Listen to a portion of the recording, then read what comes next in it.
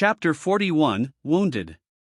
Yi-Yun had mustered up his strength to absorb the energy from the desolate bones today, but he did not expect that the energy would be so overwhelmingly violent.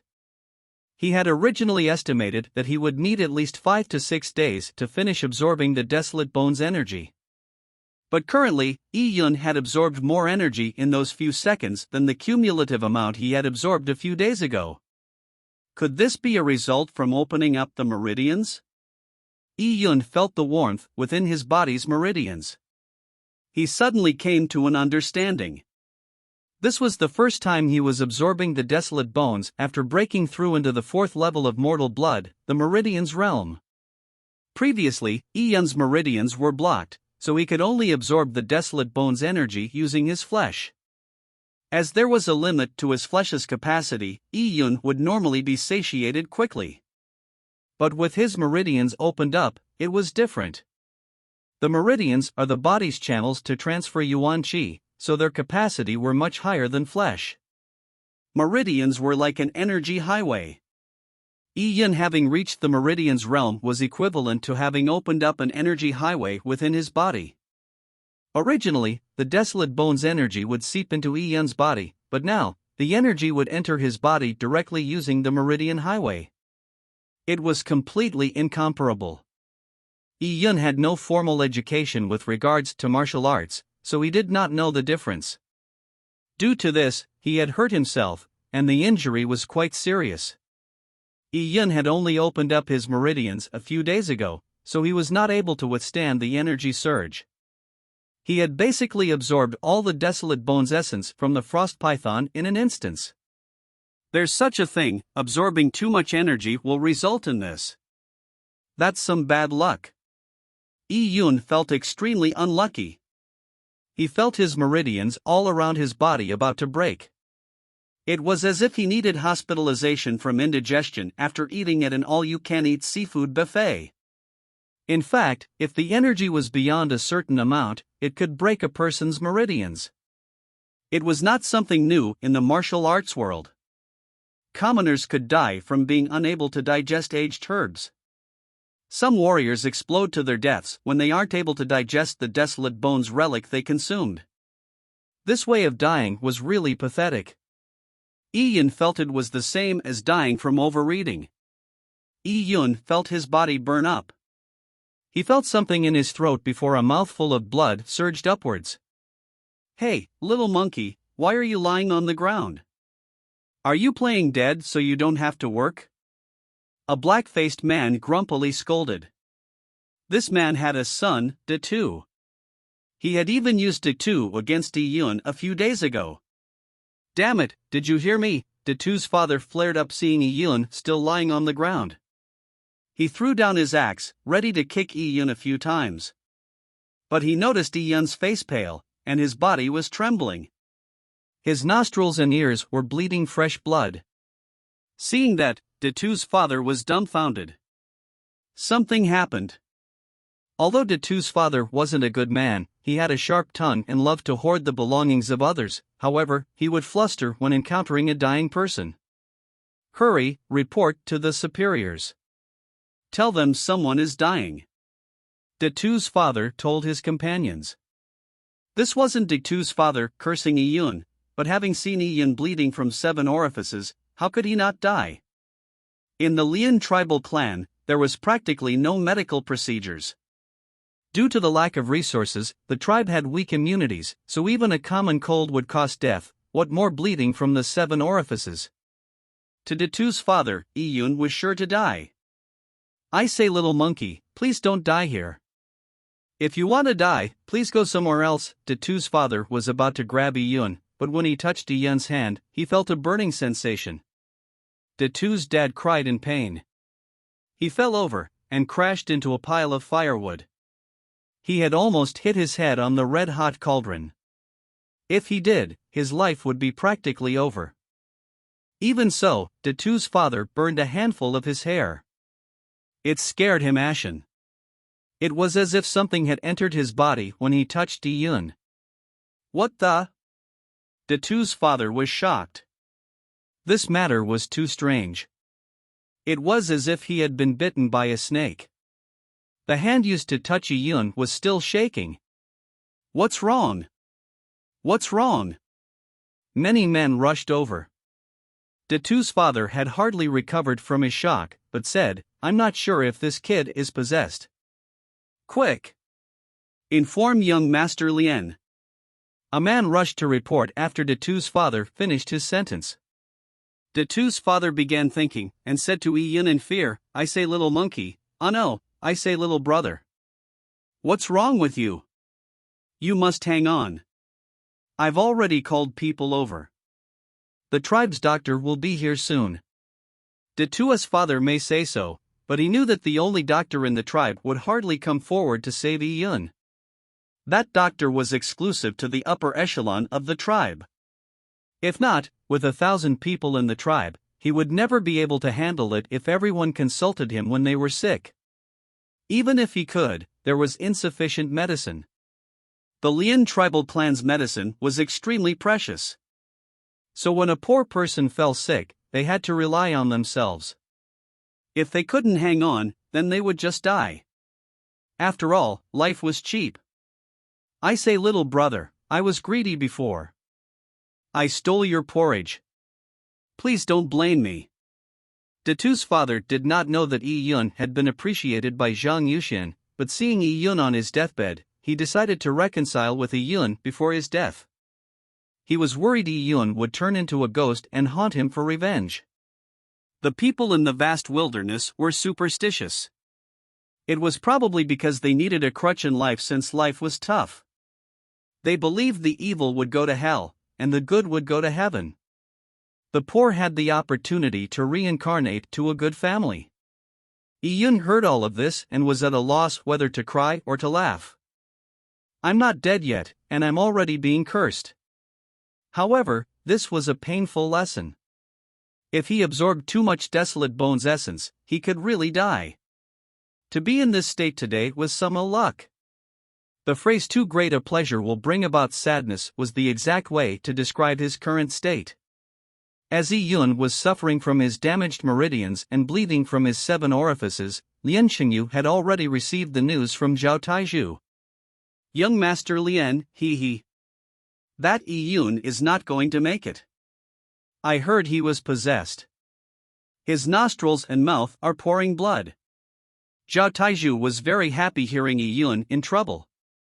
This kid who got appreciated by Lord Lien is doomed for sure. Oh. Lien Xingyu was originally training, but after hearing Zhao Tiezhu's words, his movements slowed down, but an elated look flashed in his eyes. What possession? Lien Xingyu felt it was just the stupid commoner's perception. Lien Xingyu was sure that Yi Yun's situation was a result of the Desolate Bones' frost energy and the blood-thinning pill. This kid's time to die is here. The symptoms of being invaded by the frost python's frost energy and the overdrafting of a person's life force from a blood-thinning pill was the same as what Yi Yun was experiencing. Most of the time people will vomit black blood and exhibit an ashen dead look.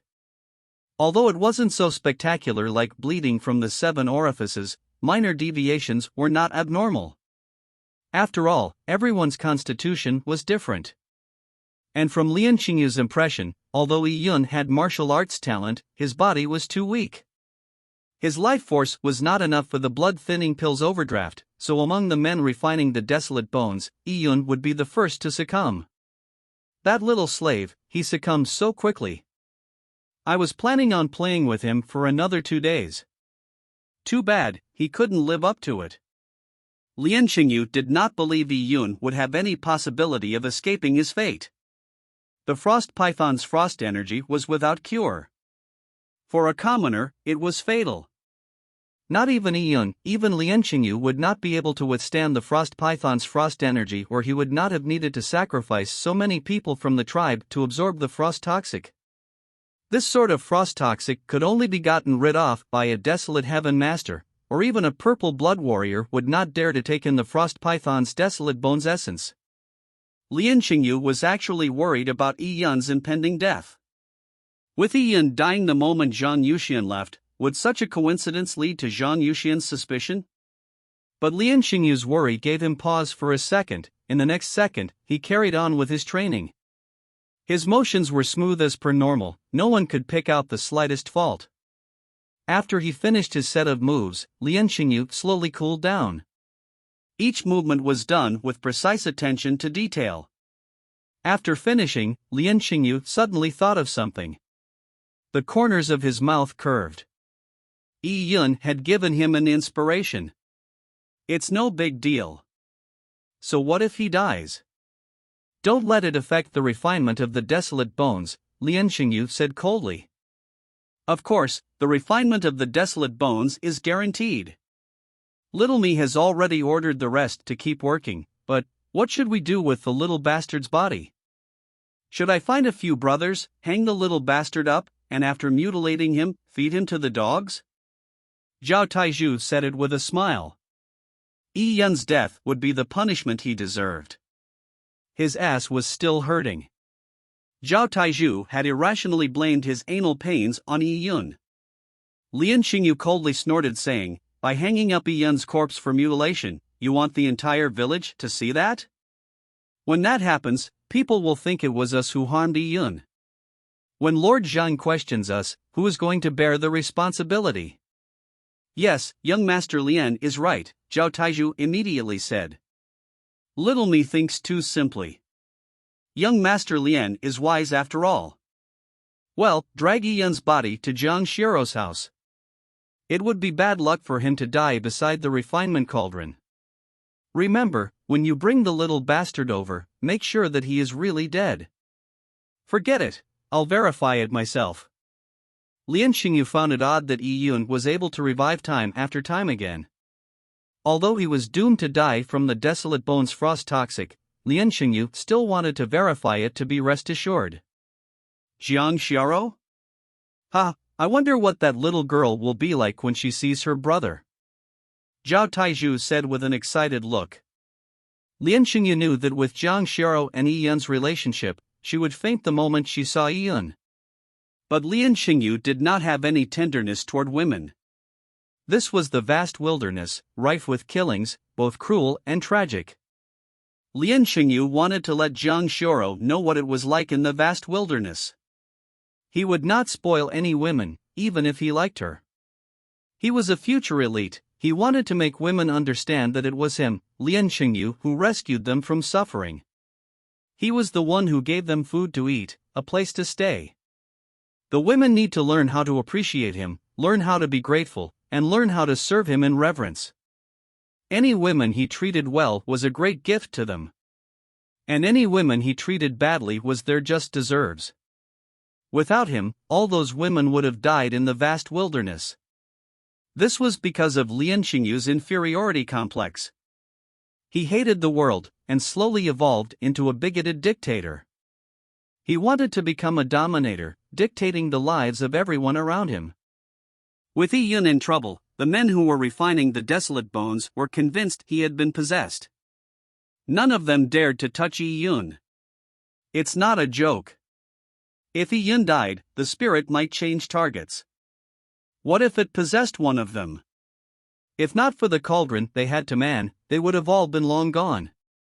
The current Yi Yun was pale in the face and bleeding from his nostrils. Today was really a big one, to actually suck dry the desolate bones in one go. Yi Yun had to thank his lucky stars that his tiny meridians were not torn apart by such a large amount of energy. Noticing that the informant had returned, Yi Yun knew that he could no longer wait here. He was not in the condition to return to the village. He did not wish to leave his life in the hands of others. The current him had no way of resisting Lian Xingyu. I need to find a quiet spot, and quickly digest all these oppressive energy. Yi Yun thought before lifting his body. He walked towards the chasm nearby. At the bottom of this chasm was the Lian tribal clan's East River. The East River's water flow was extremely turbulent. The waterfall Yi Yun had previously practiced at was a part of the East River. "Kid, what are you doing?" Seeing Yi Yun walk towards the chasm, it seemed like he was about to jump off. The men's faces were white with fear. He's been possessed by evil spirits. Evil spirits. Datu's father lost his calm. He felt that Yun's eyes were not focused, and guessed that he did not know he was just above the chasm. Jumping down would be a guaranteed death. And following the East River's flow, it would reach a waterfall. If he fell down the waterfall, death was no longer a surprise. Should we stop him? A man swallowed his saliva and stammered.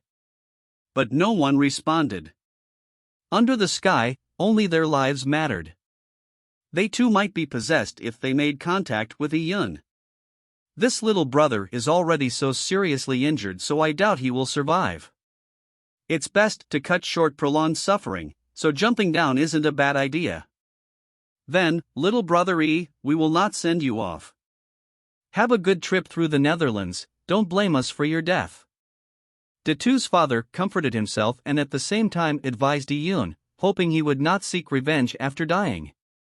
At this point, Yun had already reached the edge of the chasm. He had already recovered a tiny amount of his Yuan Qi, but the energy in his body was still extremely turbulent. The heat was surging throughout his body, causing extreme discomfort. The current Yun wasn't weak. On the contrary, he had an inexhaustible supply of energy. Jumping down the chasm into the waves would actually allow him to use up the energy. It was also his best route of escape. Yun did not hesitate. With one step, he dropped down from the cliff. Whew! The men drew a cold breath. Even someone with 9 lives would not survive the drop with their 7 orifices bleeding. Splash! Yun fell into the river. The chasm was about 50 meters high. Even as a mortal blood level 4, Yun felt the pain from the fall. After all, he was not in the best of conditions. It was already deep in winter, so the river water was icy cold. It was only because of the fast-flowing water that prevented the water from freezing. Yun followed the drift. He felt the raging energies in his meridians flare up in his entire body. Yun held his breath and swam against the water flow. Yun knew that he was in such a state because he had overabsorbed the energy. The energy within him needed to be consumed, or his meridians would tear from the energy surge. Swimming was a good way to consume the energy. He had to endure despite the pain. If he could bring the amount of energy down to within the limits of his body, he would be able to recover slowly. Yun calculated that in about an hour, he would be brought to the waterfall he had previously trained at. Chapter 43, No Law, No Shape, No Void, No Me. The water flow slowly turned into a mighty flow of stormy waters. Yun knew that he was approaching the waterfall. He kept adjusting his breathing rhythm, keeping his body in its optimum state. On Earth, people had dived from 60 meters without dying. As for the East River's waterfall, it was at a height of 100 meters. Although Yun's fitness level was superior, he had never undergone professional diving lessons. Besides, he was not in his best condition, so it was a huge challenge. Boom! Yun could hear the sound of the waterfall crashing into the plunge basin. The rapids had already sucked Yun forward. After churning in the water, Yun suddenly felt an emptiness under his feet. The instant feeling of weightlessness overwhelmed Yun. All he saw from above was the whiteness of the torrential waters. With that, he fell 100 meters down the waterfall. From afar, the majestic cliffs looked like a giant standing at attention. The waterfall that flowed from the cliffs looked like the sword of the giant. With the giant leaning on the sword, the scene was extremely breathtaking. As for Yun, he was just a tiny black dot rolling down the giant's sword at an impressive speed. Splash! The large splash resembled a lotus in full bloom. The water assault Yun experienced after resurfacing was tremendous. The powerful force attacked his organs and body. It made Yun feel like his body was on an anvil, being forged by a hammer. This heavy blow loosened Yun's muscles. Although it caused immense pain throughout his body, he still felt an incredible sense of comfort. Yun held his breath and dived straight down. His body was on fire. The deeper he went into the icy cold water, the more comfortable he felt. By doing so, he had quietly dived to a depth he had never previously reached. Till he reached the bottom. This was the first time Ian had managed to reach the bottom of the plunge basin. At the bottom of the plunge basin was clean and pure sand. The sand was like polished jade. Ian curled up his body into a fetal position and seemed to fall into deep sleep at the bottom of the plunge basin. He had seemed to lost the concept of time. After an unknown period of time, Ian felt a cool feeling in his heart. It prevented him from suffocating even though he wasn't able to breathe. The heat in his meridians began to cool down from the cold water. The water carried on exerting its pressure on Ian's organs. Ian felt as if he had returned to his mother's body. He felt like a baby in his mother's womb, cut off from the outside world.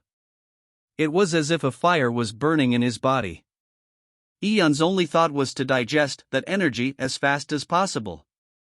If not, it could burst his channels and result in a devastating outcome. In the nearly 0 degrees Celsius plunge basin, Ian's body temperature rapidly decreased. A person in 0 degrees air would not die as long as they stayed awake. But when surrounded by 0 degrees water, it would not take 10 minutes for the person to be frozen completely. The low temperature, high pressure and lack of oxygen was a harsh environment. It allowed Ian to quickly consume the desolate bone's energy within his body.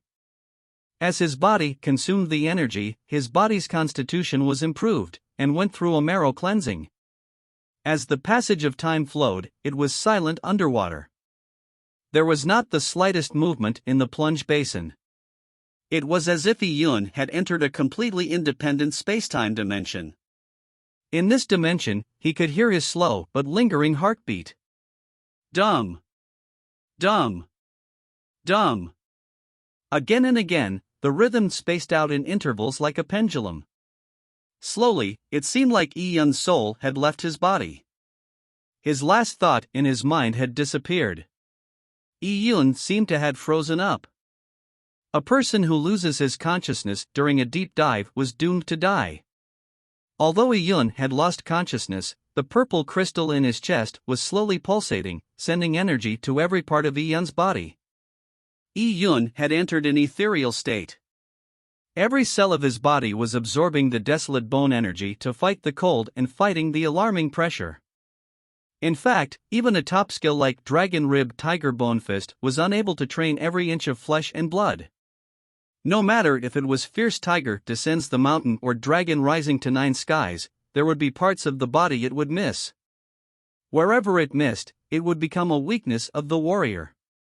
The only stance dragon dancing in vast water could use the enormous water pressure to, in theory, uniformly train every inch of a warrior's body. Nonetheless, there was a physical limit. Not many could practice dragon dancing in vast water to the extreme. To be able to temper every inch of flesh and blood, one had to enter an ethereal state of mind, or a person's body will be subjected to the regulations of the mind.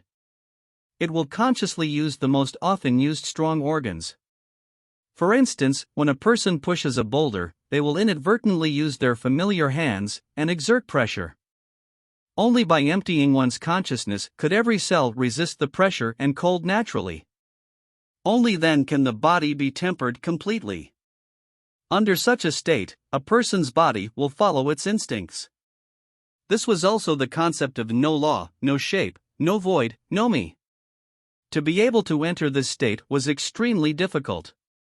It was even harder to achieve that in the deep waters, as losing consciousness was equivalent to suicide. Although Ian had lost his consciousness, the purple crystal origins was distributing energy through Ian's blood. Ian's brain, meridians and organs were nourished by the energy. A person's body needed to breathe because the body needed to release energy through respiration. But with the purple crystal origins providing energy, oxygen was no longer needed. In this state, Ian unwittingly spent a whole day and night underwater. All his bones, organs, and cells were suddenly alive. It seemed like they had developed their independent consciousness. It was until late in the morning of the second day that Iyun slowly floated up. It was just like a drowned body floating. The Cloud Wilderness was one of the 24 wild lands of the Tai Divine Kingdom. Besides the wonderlands protected by the large tribes, few people trod through the wilderness. In the Cloud Wilderness, besides the wonderlands people gathered around, there was another place known as Desolate Lands. The Desolate Lands had rich power of desolates. And the really strong desolate beasts were all found in the middle of the Desolate Lands. A lacking warrior would definitely die if he entered the Desolate Lands. But, at this time, along the boundaries of the Desolate Lands of the Cloud Wilderness appeared an elder and a young girl. The elder was dressed in a yellow robe. His body was overweight and he had a ruddy complexion. Only his eyes were small, making him look ugly. As for the young girl beside him, she had a slim figure. She looked 17.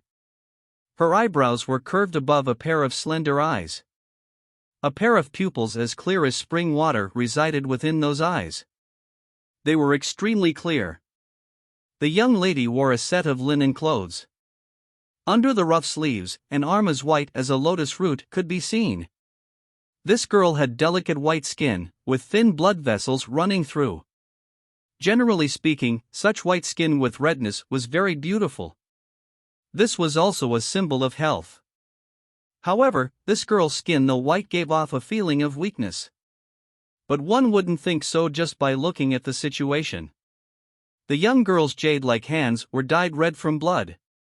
And in front of the young girl laid a dead fierce beast the size of a cow. This girl had slain it single-handedly. Chapter 44, Female Desolate Heaven Master. Master, didn't you say we were going to the Northwestern Divine Wilderness to kill the desolate beasts there? Why did we end up coming to the Cloud Wilderness? The Cloud Wilderness is a barren heathland, probably void of strong desolate beasts. The young girl said with a sweet and gentle voice. Northwestern Divine Wilderness, sigh. You were born with meridians and lack physical strength. Among the desolate beasts that roam the Northwestern Divine Wilderness, there are some high-level desolate beasts. It will be tough for you to handle them, the fat elder shook his head. Alright, Xingtong, I'll give you 15 minutes to refine this level 6 fierce beast into a desolate bone relic. As mentioned before, this is to give you experience. Unless your life is in danger, I will not interfere. After the fat elder finished his words, he chose a big rock to rest his buttocks, and began to look at the scenery. The girl nodded her head. She rolled up her sleeves with a finger, then she took out a bronze disc. The bronze disc was inscribed with dense runes. The moment the disc appeared, it flew up into the sky and grew larger. Very soon, the disc was about the size of a house. Following that, the level 6 fierce beast was absorbed by the disc, turning into a blinding white light. In the white light, the fierce beast's carcass seemed to burn up.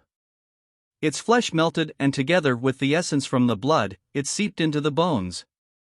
In a few seconds, the fierce beast had turned into a skeleton.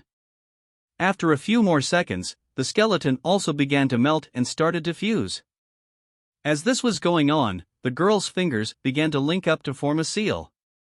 Her fingers were long, and due to the fast movements of the sealing process, finger shadows were formed. Series of sealing charms were sent out by her, flying into the disc, combining with the beast's bones. In less than 15 minutes, the entire beast's bones had completely melted, eventually reducing to a bone relic the size of a green bean. If Lian Xingyu saw this scene, he would have yelped out in shock. Desolate Heaven Master. This young girl was a Desolate Heaven Master. It was hard to believe the girl had this fearsome ability of easily refining a level 6 fierce beast in less than 15 minutes. If this girl wanted, refining the Lian tribal clan's frost python desolate bones would have been a breeze. The bone relic fell into the palm of the girl, who began frowning upon seeing the bone relic. She was clearly not satisfied. It's still not small enough. The girl shook her head. Her goal was to reduce a 6th-grade fierce beast to the size of a rice grain in 15 minutes. Judging from the outcome, it seemed like she was still a distance away from the goal. Shintong, don't be too eager. You are the most talented Desolate Heaven Master I've seen in all my years of walking the world. Too bad, the fat elder said with a sigh. To be able to reduce a 6th grade fierce beast to a relic the size of a rice grain within 15 minutes was not something he could have done at 17. It was a pity that the girl named Shintong had Yin meridians. Her skin was so pale because of the Yin meridians. Having Yin meridians was an extremely rare condition. It was a terminal illness that would only appear in females. A girl with Yin meridians was weak to the cold. Even during the summer, she would have to wear a coat. A normal person with Yin meridians would at most live to 18 before falling into a slumber for 2 to 3 days. As time went on, she would sleep longer and more frequently, to the point of each slumber lasting nearly a year. Over time, her body's vitality would slowly wilt away, eventually leading to death. But Shintong was born in the ancient Lin family clan, which had an old heritage. With the support of the Lin family, she could consume fire elemental desolate beast relics. With the fire elemental relics pure yang, she was able to combat the chilling cold within her body. Although living a long life wasn't a problem, for cultivation it was a different story. A person born with Yin meridians could never completely open up her meridians during the meridian realm. A latent danger would result from this realm. It would also be harder to cultivate to a higher realm, and the higher it was, the more difficult it was. Eventually, a bottleneck was reached.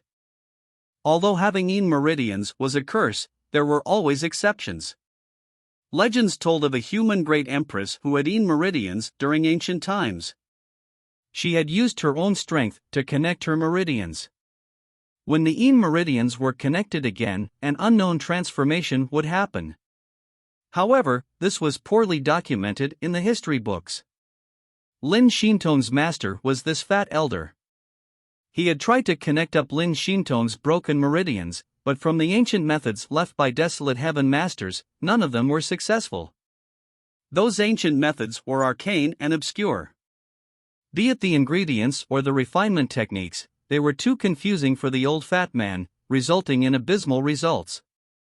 The fat elder cared for his disciple and had tried all sorts of methods while wandering the vast wilderness, but to no avail. Master, don't sigh. Although I have Yin meridians, with fire elemental bone relics, I can live for at least 300 years. I'm much more blessed than other commoners. The young girl, having born from a clan with ancient heritage, never worried about her meals and had seen all sorts of treasures. But over the years of wandering the wilderness, her experience taught her the hardships of the world. She knew how commoners struggled in this world. This made her sympathetic.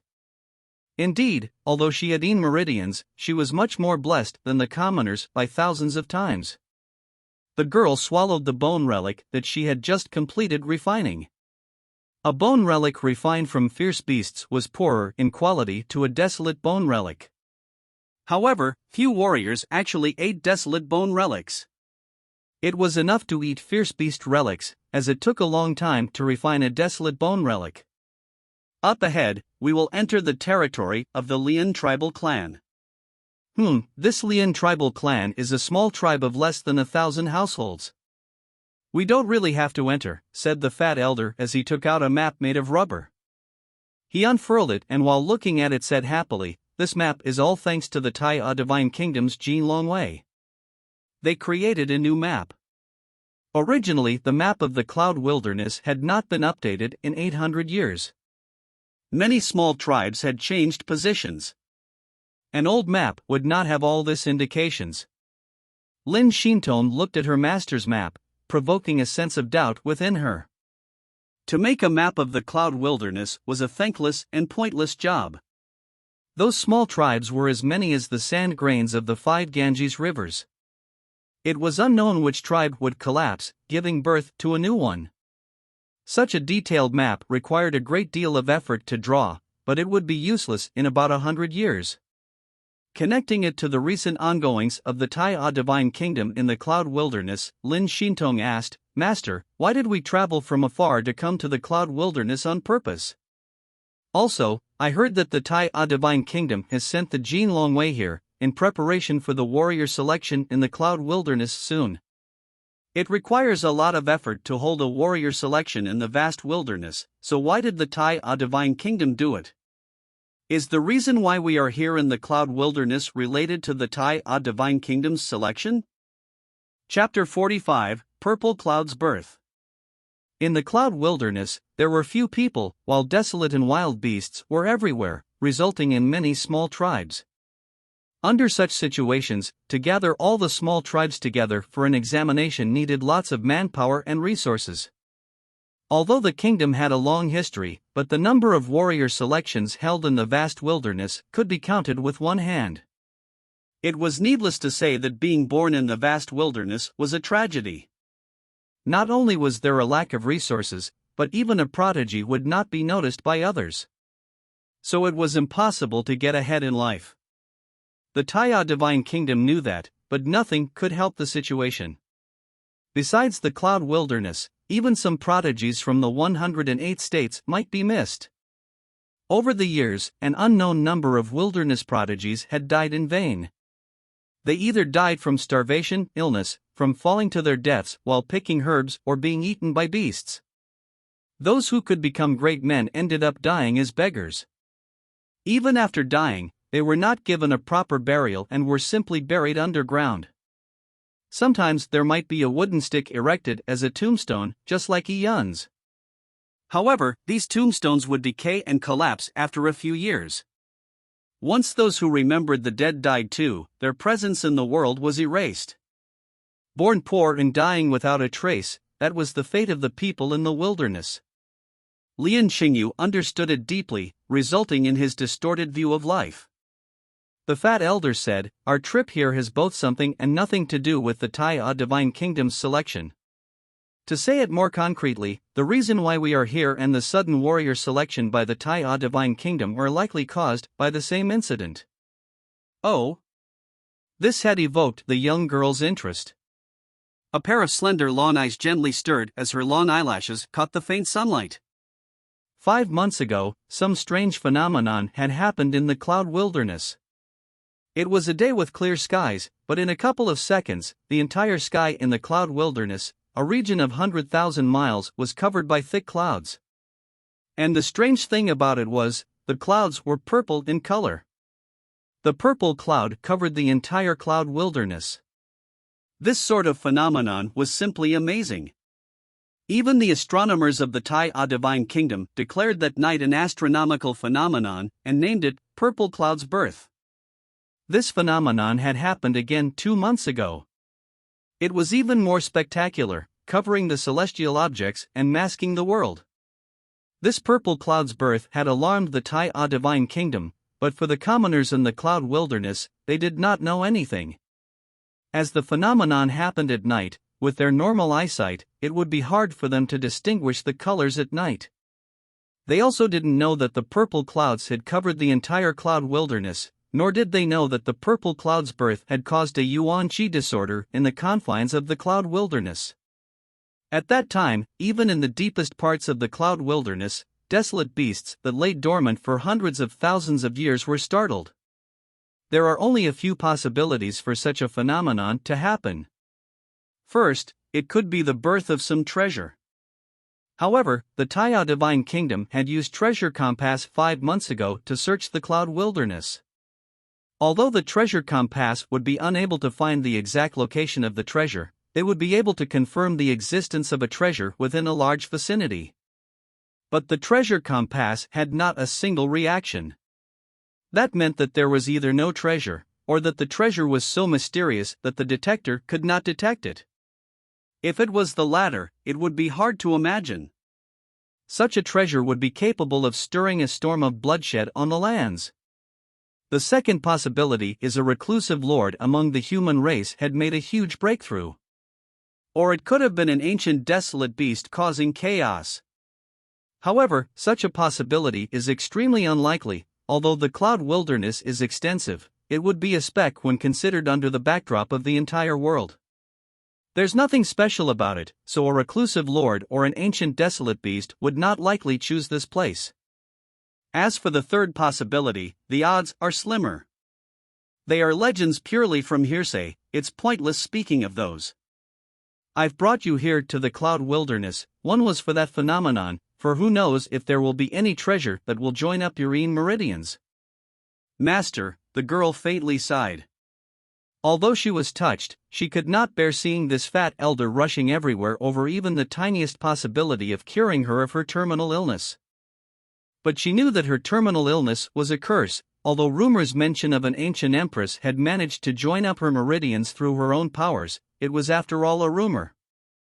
Such rumors proved the difficulty of joining up the meridians of this terminal illness.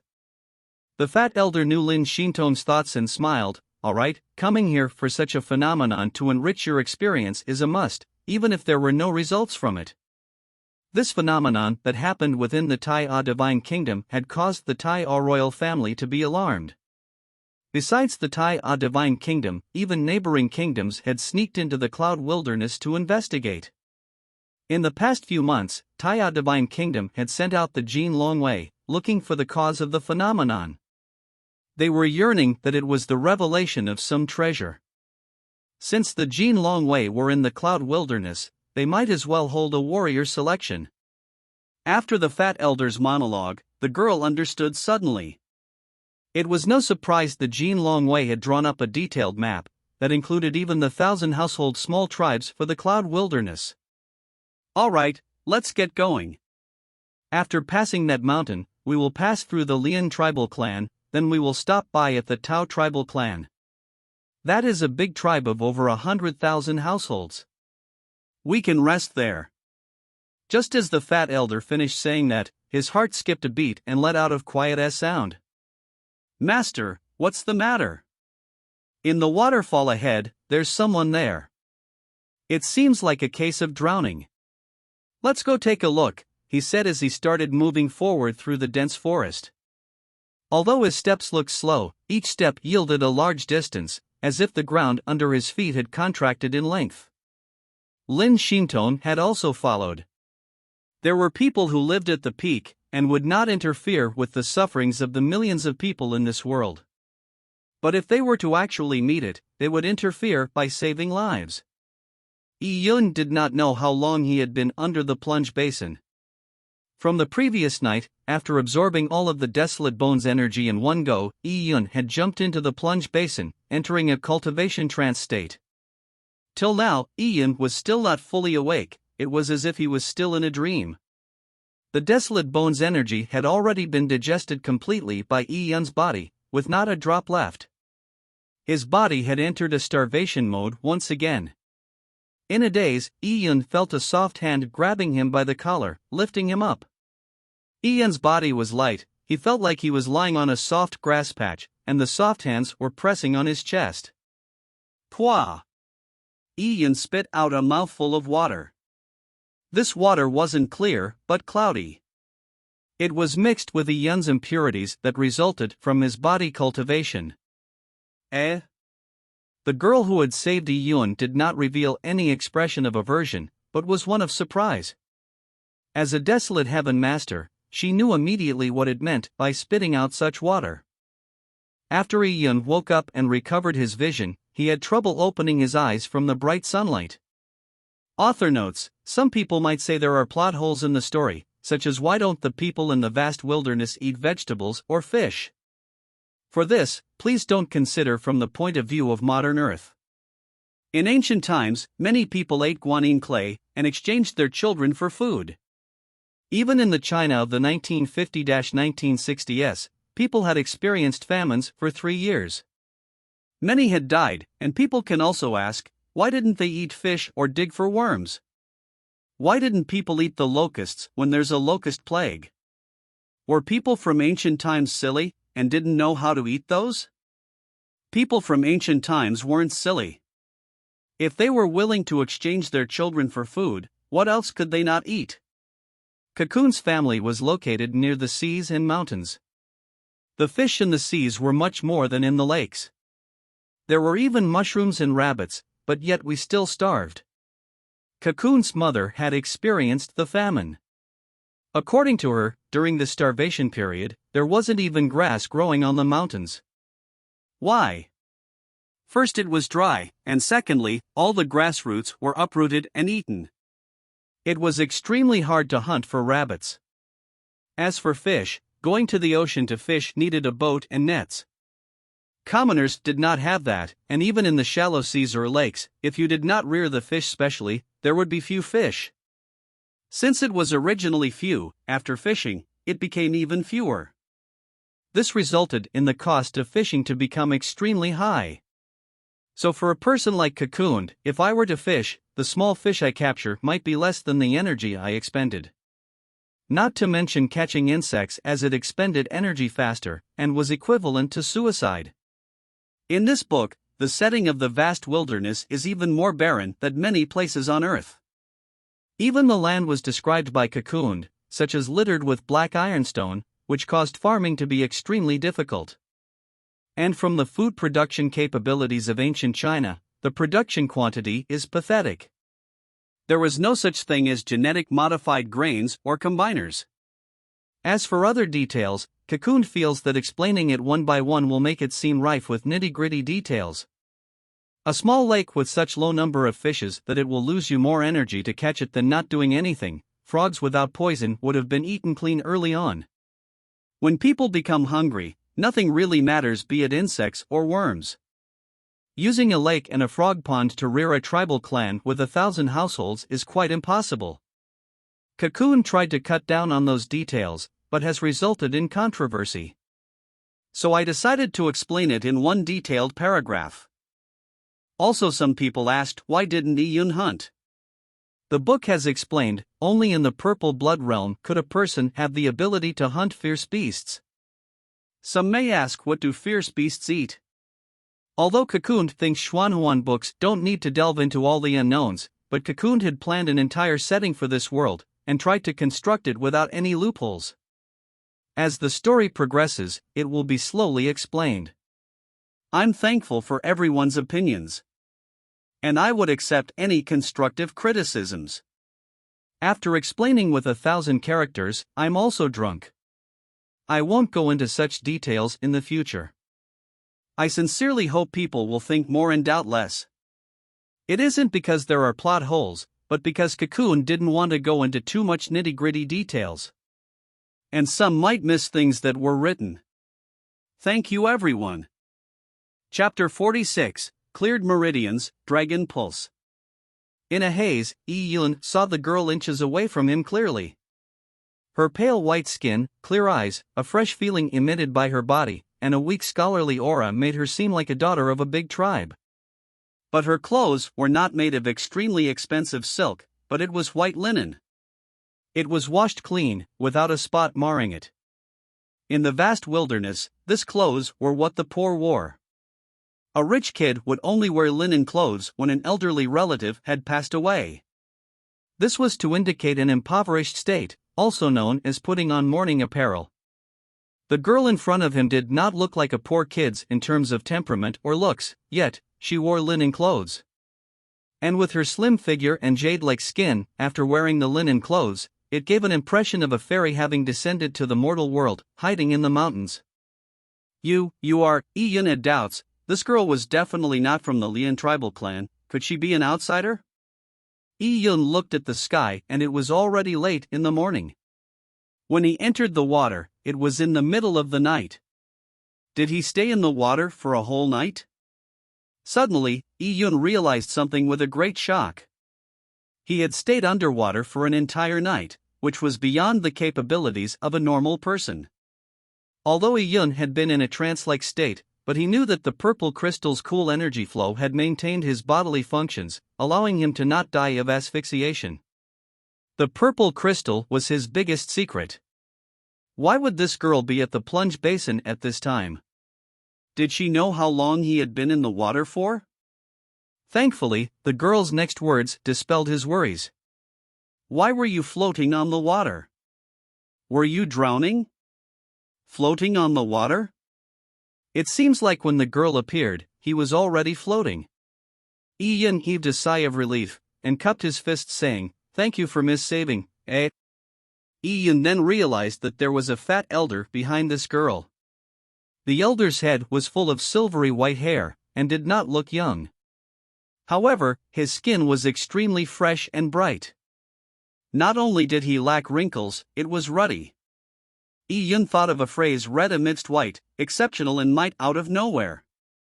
Yun felt a chill. This phrase was used to describe beautiful girls, but using it to describe an old man was ridiculous. Yun realized the old man was looking at him cheekily, as if he was very interested in him. His eyes were originally small, and his face was plump. This laugh had nearly caused his eyes to disappear, but that pair of eyes seemed to be able to see through Yun. Yun suddenly had a feeling of having nowhere to hide, and that feeling was extremely uncomfortable. Was he able to see the purple crystal in my heart? But at the next moment, Yun realized he had overly worried. The fat elder's gaze did not stay at his heart, but said with deep meaning, "Young lad, you may be young, but you have many deep thoughts." Oh? Yun shivered. What did the old man mean by that? You were not drowning, yet you thanked us. We didn't even save you, but you still took advantage of the situation for your benefit. Are you hiding something? Your expression seemed to be in a panic just a while ago. Having said that, the fat elder smirked as if he had caught on to something. Yun's heart skipped a beat. At this time, the fat elder's hand had already rested on Yun's shoulders. This made Yun worried. F***K, I hate it when people pat me on the shoulders. It nearly cost him his life the last time Lian Xingyu did it. Don't misunderstand, I'm not interested in the little secret your body has. The fat elder said jovially. What a joke, as an elder of esteemed status, why would I harbor thoughts of the secret a 10-plus-year-old child residing in a small tribal clan in the vast wilderness would have? A dysphemism would be like an emperor snatching the belongings of a small beggar. How could that happen? Of course, these were the thoughts of the fat elder, but in the eyes of Yun, he felt the elder's smile was extremely wretched. I'm just curious, you seem to be, the fat elder's expression changed, you can actually reach such a level? The fat elder's words gave Yun a slight treble. Things had happened too suddenly. Yun had just floated up from the water only to meet this old and young duo, and had not been able to check his own physical condition. After checking, he realized his cultivation was, Why is it still at the 4th level of mortal blood, Meridian Realm? His cultivation had not improved, but deep down, something was different. What is going on? Previously I had absorbed herbal essence from a huge pile of herbs, and with a tiny amount of Desolate Bones energy, I could go from a weakling to the realm of opening up my Rendu Air Mai. Last night I had sucked dry all the Desolate Bones essence, and succeeded in completely digesting it. I thought I would be able to surge into the legendary Purple Blood realm, but even if I did not reach it, I should be at the peak of Chi Gatherer, but why am I stuck at the Meridian's realm? Having finished an entire piece of Desolate Bone, it's too disappointing to be still at the 4th level of mortal blood. This was the energy Lian Xingyu needed to break through into the Purple Blood realm. Could my natural talent be that bad? But, what did the fat elder's words mean, saying actually reach such a level? Was breaking through to the Meridian's realm an unbelievable feat for a warrior from a small tribe? The fat elder looked with uncertainty at Yun, mumbling, cleared meridians, dragon pulse, tempered body, bone blood as one. It can't be. This kid is born from the Cloud Wilderness, and should be from the Lian tribal clan. It would be impossible to have a tempered body, dragon pulse? The fat elder looked at the dull clothes and torn old shoes Yun wore, and guessed his background. Even if a disciple of a big tribe had came to the Cloud Wilderness for training, they would wear linen clothes, but it would be new, it would be different from Yun, who had clearly worn those for years. Cleared meridians, dragon pulse, tempered body, bone blood as one? Yun did not know the meaning to the fat elder's words, but he could tell it was something good. It seemed he had unknowingly obtained a great benefit. Master, you say this lad has a tempered body, said the surprised young girl upon hearing the fat elder's words. It seemed like this assessment was something out of the ordinary. Yeah, if it was an elite from a family with long heritage, it is of no surprise accomplishing it. But for a young poor child in the vast wilderness to accomplish a tempered body is very rare. The fat elder could tell that Yi Yun did not know the meaning of such a state, and explained to him, although there are 5 levels to mortal blood, only the first 4 levels have anything to do with training the body. The 5th level, Chi Gatherer, is an intermediary stage between mortal blood and purple blood.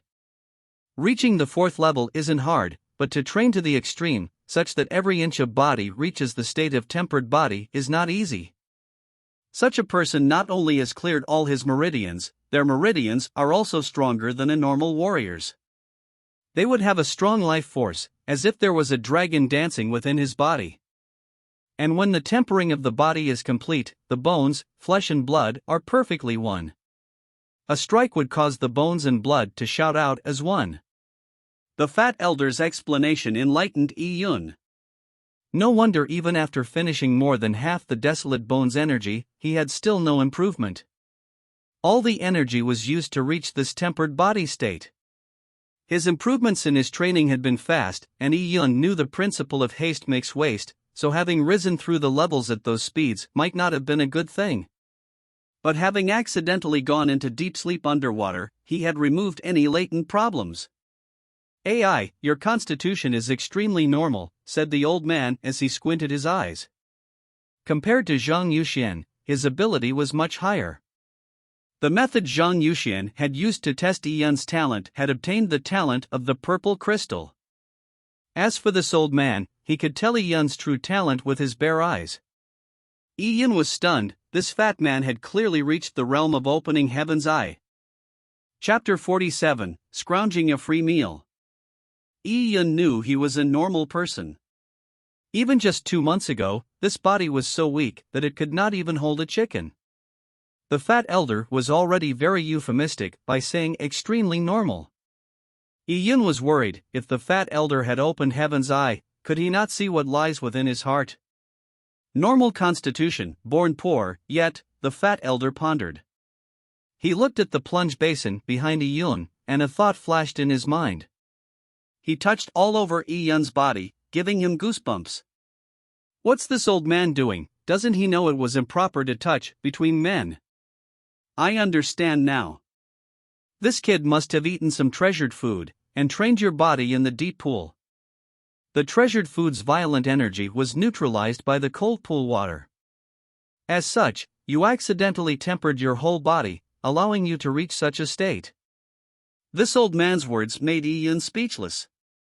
This old man was too good. Although his guess was not fully accurate, he was in fact very close to the truth.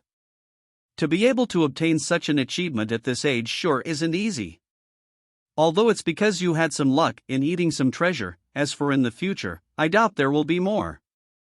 But, it's still not easy. The fat elder's words made Yi Yun roll his eyes. Was this a compliment or an insult? "Hey kid, I guess it must be fate that you met me," said the fat elder as he reached into his chest, as if he was taking something. Yi Yun's eyes lit up. Is this the early indications of a pie in the sky? Could it be that the old man had appreciated him, and was planning on giving him some technique manual or desolate bones essence?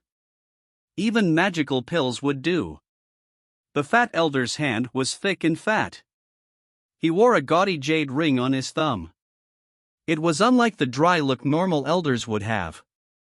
Having grabbed something, his fat fist was clenched tight. Like a white steamed bun, he placed it on Yi Yun's palm and released gently. Voila, voila! A few bronze coins fell into Yi Yun's hands.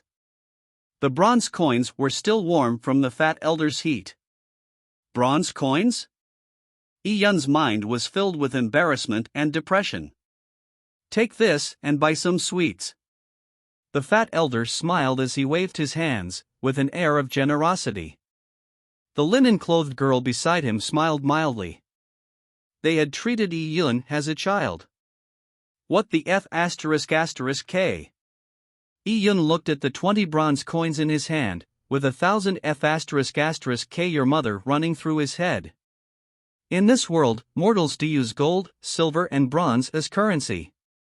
But in the Cloud Wilderness, gold and silver was only an auxiliary form of payment. The real currency was food, armor, and weapons. This old man was obviously an expert, but he was still required to carry around some currency in this world. Silver bullions were a large denomination in the mortal world. It was essential to have bronze coins for the typical inn or food stall. So it was not a surprise the old man had bronze coins. But to experts, not only bronze coins, but even gold and silver was of little value to them. If you wanted to give, at least give a few golden ingots. Yi Yun was speechless. Actually having such thoughts of hooping to get something out of nothing was an embarrassing. As the saying goes, poverty acquaints men with strange bedfellows. With his training resources spent, he was still in the Meridian's realm. Although having a tempered body was great, but without being in the purple blood realm, he did not dare to hunt on the vast wilderness. Without hunting, how was he going to eat? Am I supposed to just eat grain porridge? And even for grain porridge, Jiang Xiao had always left the grains for him, while she just drank the porridge water. If Yi Yun were to starve, he would also cause Jiang Xiao to starve. Yi Yun felt ridiculed, but he still collected the bronze coins. He might as well have taken it. After all, if he gave it to Jiang Xiao, she could exchange it the tribe or other people for some food. Indeed, there was no pie in the sky. Also, the fat elder only considered him a child, hence, giving him some bronze coins for sweets was to amuse himself. Although he had a tempered body, as his constitution was average, he was nothing special since he had reached that state through treasures. He was small, poor, and lacking in strength. He was also total strangers with the old man. Why would the old man give him any benefits? He just found it fun to play with him, and was teasing him. I say, elder, where are you going? Yi Yun tried to make conversation. There was no harm getting to know the old man after all. We are going to the Tao tribal clan. The fat elder did not bother keeping it secret. Tao tribal clan. Yi Yun knew the Tao tribal clan was a large clan near to the Lian tribal clan, and was the owner of the Lian tribal clan. The Lian tribal clan's manufacturing of weapons and armor were supplied to the Tao tribal clan. This old and young duo were obviously people of stature. They had the ability to cross the Cloud Wilderness without any hesitations. It was admirable. Yi Yun suddenly recalled that when talking to the Lian tribal clan, Zhang Yuxian had mentioned that something had happened in the Cloud Wilderness. He had also mentioned that several VIPs would pass by the Lian tribal clan, preventing the Lian tribal clan patriarch from any neglect. From the looks of it, this old man and young girl were VIPs. The fat elder was already planning on leaving. But just before he took a stride, he suddenly felt hungry. He looked at the sun and rubbed his fat double chin, saying, "It's time to eat something. The scenery here is not bad. There's a mountain and the water is clean. Let's eat here." Eat? Upon hearing that word, Yi Yun suddenly felt hungry, very hungry. Having eaten porridge for 2 consecutive months, he had been using herbs and the Desolate Bones essence as energy sources, but he had digested all the energy he had absorbed last night in the deep waters. It was as if Yi Yun's body was empty on the inside. "Hey, disciple, let's eat," the fat elder called to Lin Xintong. Lin Xintong noted and looked at Yi Yun, saying, "Little brother, why don't you join us?" Eh? Yi Yun was stunned. He was exploding with happiness. He felt that the girl's voice was extremely touching, that, "You don't have to do that." Although Yi Yun had said that, he was already finding a spot to sit. This old man and young girl must be of exceptional stature. The food they eat can't be that bad? Any dish would be very conducive for cultivation. The fat elder was planning to light a fire, however, seeing that Yi Yun was planning to drag out his stay, he scorned with disdain. But since his disciple had already invited him, he could only accept it. He touched the jade ring on his right hand and pulled out 3 defeathered pheasants like a magician. He pierced them using a pole and placed it by the side of the fire. The old man's jade ring was like Doraemon's pouch. In a short while, he took out a bunch of bottles and jars filled with spices. Yun was envious. He had initially brushed the old man's ring off as a magical performance, but the item was a treasure that could hold the largest items. Looks like this was similar to the legendary interspatial rings. Hee, count your lucky stars, kid. Not many people have tasted my culinary skills. Saying this, the old man rubbed his hands and began grilling a pheasant. Only then did Yun realize that this was no ordinary pheasant. It looked like a pheasant, but within it was tremendous amounts of energies. This was because Yun could see the light dots floating from the pheasant. This energy was very pure, easily causing envy. Yun felt his tongue salivating. It was good stuff. He had not eaten meat in 2 months, so having seen this plump pheasant which consisted of pure energy, how could he not salivate? He could not wait to roast the pheasant and slow it down his stomach. But very quickly, Yun felt depressed when he saw the old man's method of roasting. The old man's culinary skills were too terrible to watch. Chapter 48, As a glutton with principles, no compromises. The fat elder was holding up the pheasant, but he was placing it too close to the fire, and his rotating speed was too slow. Roasting food with a naked fire was unlike grilling in a barbecue eatery. A barbecue eatery uses specialized grills that are easily lit. Its flame is uniform and most importantly, it is smokeless. But for firewood, the fire is not uniform, and the smoke is thick. This smoke was the ash from the unburned wood, and would rise up with the flames, sticking onto the pheasant's skin.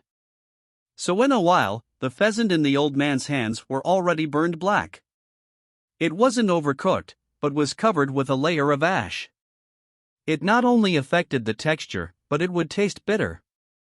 Although the old man wiped oil every now and then, it was unable to change the situation of a layer of ash growing thicker. From the way the old man did it, it was clear it was a matter of time before it was overburned. Using firewood to grill meat was a difficult job. Even a barbecue eatery's experts might not be able to do it well, but the old man was even worse. This was understandable, after all. What sort of position did this old man have? Time was precious, so he need not prepare food for himself. His culinary skills were naturally nothing flattering, furthermore grilling meat with firewood was extremely difficult. This is practically the destruction of heaven's property. As a glutton, no, as a connoisseur who enjoys researching delicacies, Yun could no longer endure. As the pheasant was almost done roasting, the old man sprinkled various spices, and offered the blackened roasted pheasant to Lin Shintong. Yun felt that there was no spot one could get a bite in. But it seemed like Lin Shintong did not mind. She said thank you master, accepted the grilled pheasant and took small bites at it. Although her lips were pink and tiny, after eating such a roasted pheasant, her lips were colored black. This scene made Yun lose all expression on his face. It was a great offense against food culture. The old man treasured his disciple, so the roasted pheasant was naturally left for her. As for Yun, there was no doubt he would be last. But Yun was still grateful. If this pheasant was sold, its price would be expensive, even someone like Lin Qingyu would not be able to afford it. After he finished grilling one pheasant, the old man began grilling a second one. As the first was given to Lin Shintong, the old man had grilled it with extra care, but since the second one was for himself, it looked even worse. However, the old man was still very pleased with his work. After he finished grilling both pheasants, he took out a jug of wine from his ring. He began eating the roasted meat savorily and drinking his wine with pleasure. After finishing it, he had a look of enjoyment, and his white beard was curling with satisfaction. He then had a sudden thought and looked at Yun, saying lazily, "That's for you. You can roast it for yourself. I won't be serving." What the? Yun was speechless, although he did not expect the old man to roast a pheasant for him, but the old man had previously said, "Not many people have tasted my culinary skills." When Yun heard those words, he believed that the old man would roast a pheasant for him, but from the looks of it, that was no longer the case. Yun wasn't very confident about roasting it himself. Although he had done research on food, he was after all a modern man. He could easily cook a tender and crisp roasted chicken easily with a barbecue pit and smokeless coal. But it was hard for him to do it with firewood. There was no way of blocking the ash from the firewood, and no matter how much he turned the pheasant, the ash would still end up on the pheasant meat. "I say, do you have a wok?" Yun asked extremely politely. As a glutton with principles, he was not willing to compromise no matter how hungry he was. This was the first time he had seen meat in 2 months, not to mention it was high-grade meat. "I do." Saying that, the old man took out a pot from his ring. Although the pot was made of an unknown material, it was well made and of appropriate size. Yun was very satisfied. Yun began to busy himself. He began identifying the spices the old man had taken out. He was surprised at the complete assortment of spices and oil, sauces and salt. There were even some plant spice that resembled green onions and parsley. "That wine, can I borrow it?" asked Yun again. "Eh? Wine? You want to drink 2 cups with old me?" smiled the old man as he passed the wine to Yun after recovering from a momentary shock. This kid actually appreciated wine? Although he was stingy, but he was eager to make alcohol buddies, as only then was there meaning in drinking. Although he didn't like the kid in front of him, Yun was better than nothing.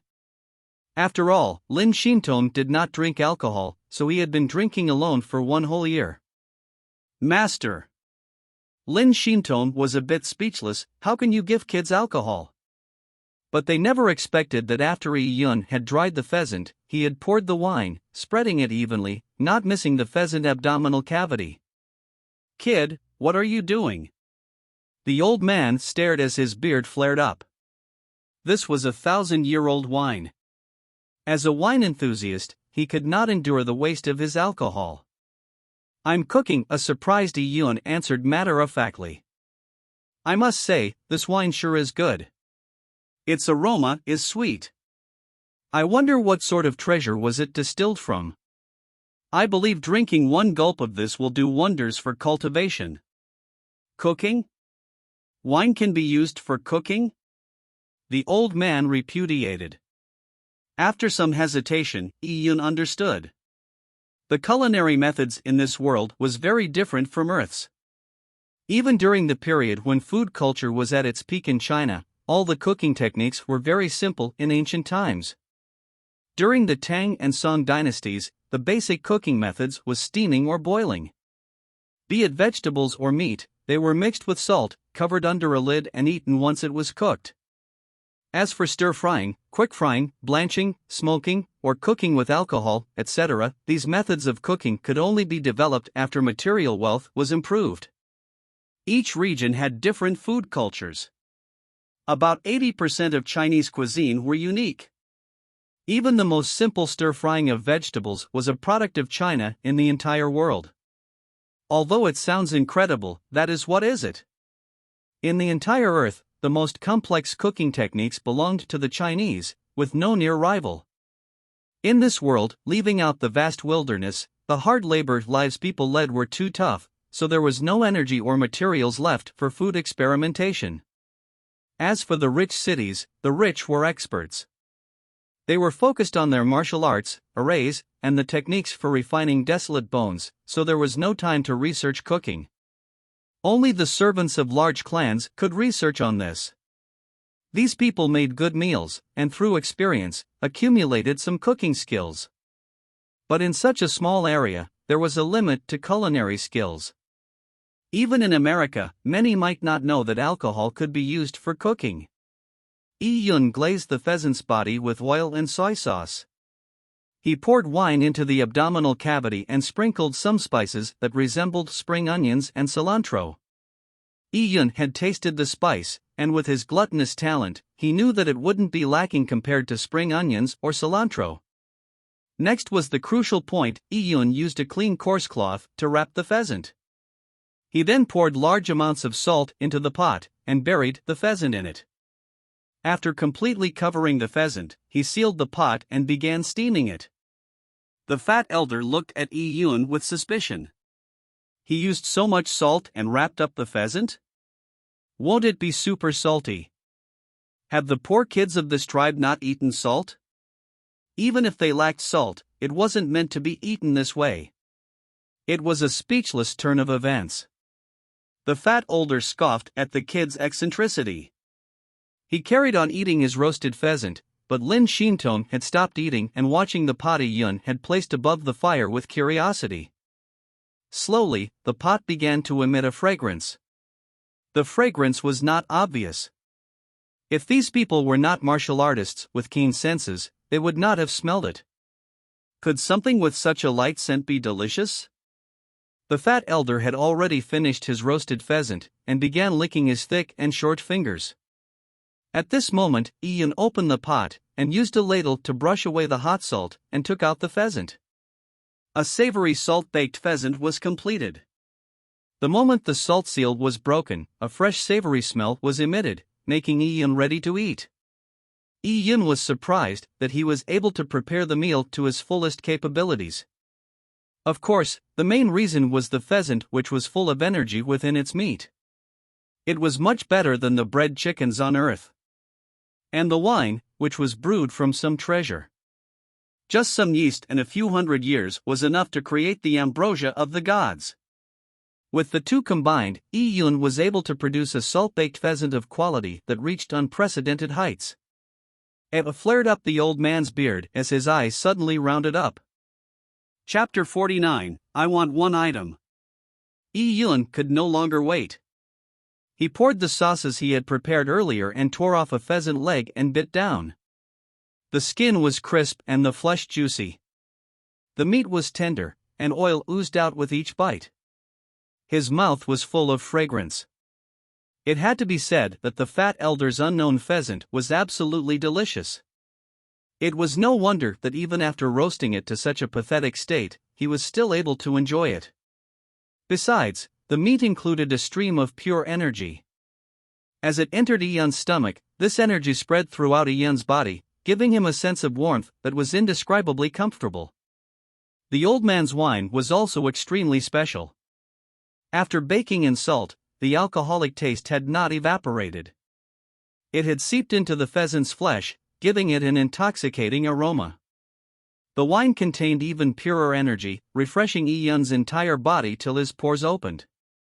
Lin Shintong looked curiously at Yi Yun. Just from the smell and appearance, it was easy to guess that it tasted great. This kid was at most 12 and he has such skills? Sister Fairy, do you want some? Yi Yun's words were extremely sweet. He knew that the girl's stature was extraordinary. The old man had treated her as the apple of his eyes, so although Yi Yun didn't know her name, there was no harm calling her Sister Fairy. Lin Shintong hesitated, but seeing Yi Yun tear off an untouched drumstick for her, she was unsure what to do. After hesitating a moment, she accepted it and took a small bite. It was indeed delicious. In comparison, this would make her master's black charred pheasant unappetizing.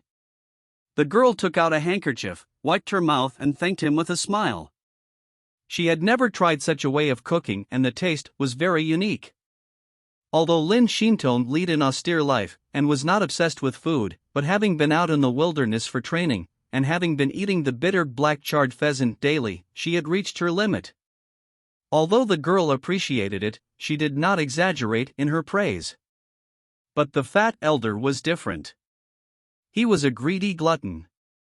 Despite him reaching the state where he could avoid grain many years back, he had never succumbed to it. He made sure to have 4 meals a day: breakfast, lunch, dinner, and supper. Usually, he would be supplied with food and drink at home. It tasted good, and was sufficient to satiate his taste buds. But now with him out with his disciple, it was tough on him. He was already sick of eating ash barbecue continuously. His greed had led to him salivating, but he could not lower his status to ask from Yi Yun. As Yi Yun did not seem to have any intention at giving him some of the pheasant, the fat elder was unhappy. This kid was such an ingrate. Did he forget who gave him the pheasant and wine? I didn't expect that you could cook. I have tasted all the world's delicacies, so I am definitely an authority when it comes to taste. Come on, kid, I'll appraise you, and see how good is your culinary skills. I'll give you pointers if there's any room for improvement. As he said that, a greasy fat hand stained with soot stretched before him. He had not even wiped his hands from eating the roasted pheasant. Ian wanted to avoid by instinct, but for some reason, although the fat hand's speed wasn't fast, he was unable to evade it. In the end, a small portion of the pheasant was teared off. 2 cream of the crop wings were gone. Damn it! Ian cursed in his heart. But at this time, the fat elder had already bit down, as he looked sardonically at Ian, which read, "You think you could avoid my moves with your little abilities?"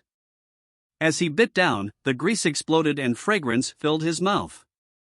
The fat elder's eyes lit up. The meat was of course delicious, but the most important thing was the taste of alcohol. In fact, the old man had eaten lots of delicious delicacies, but this was the first time seeing such an approach.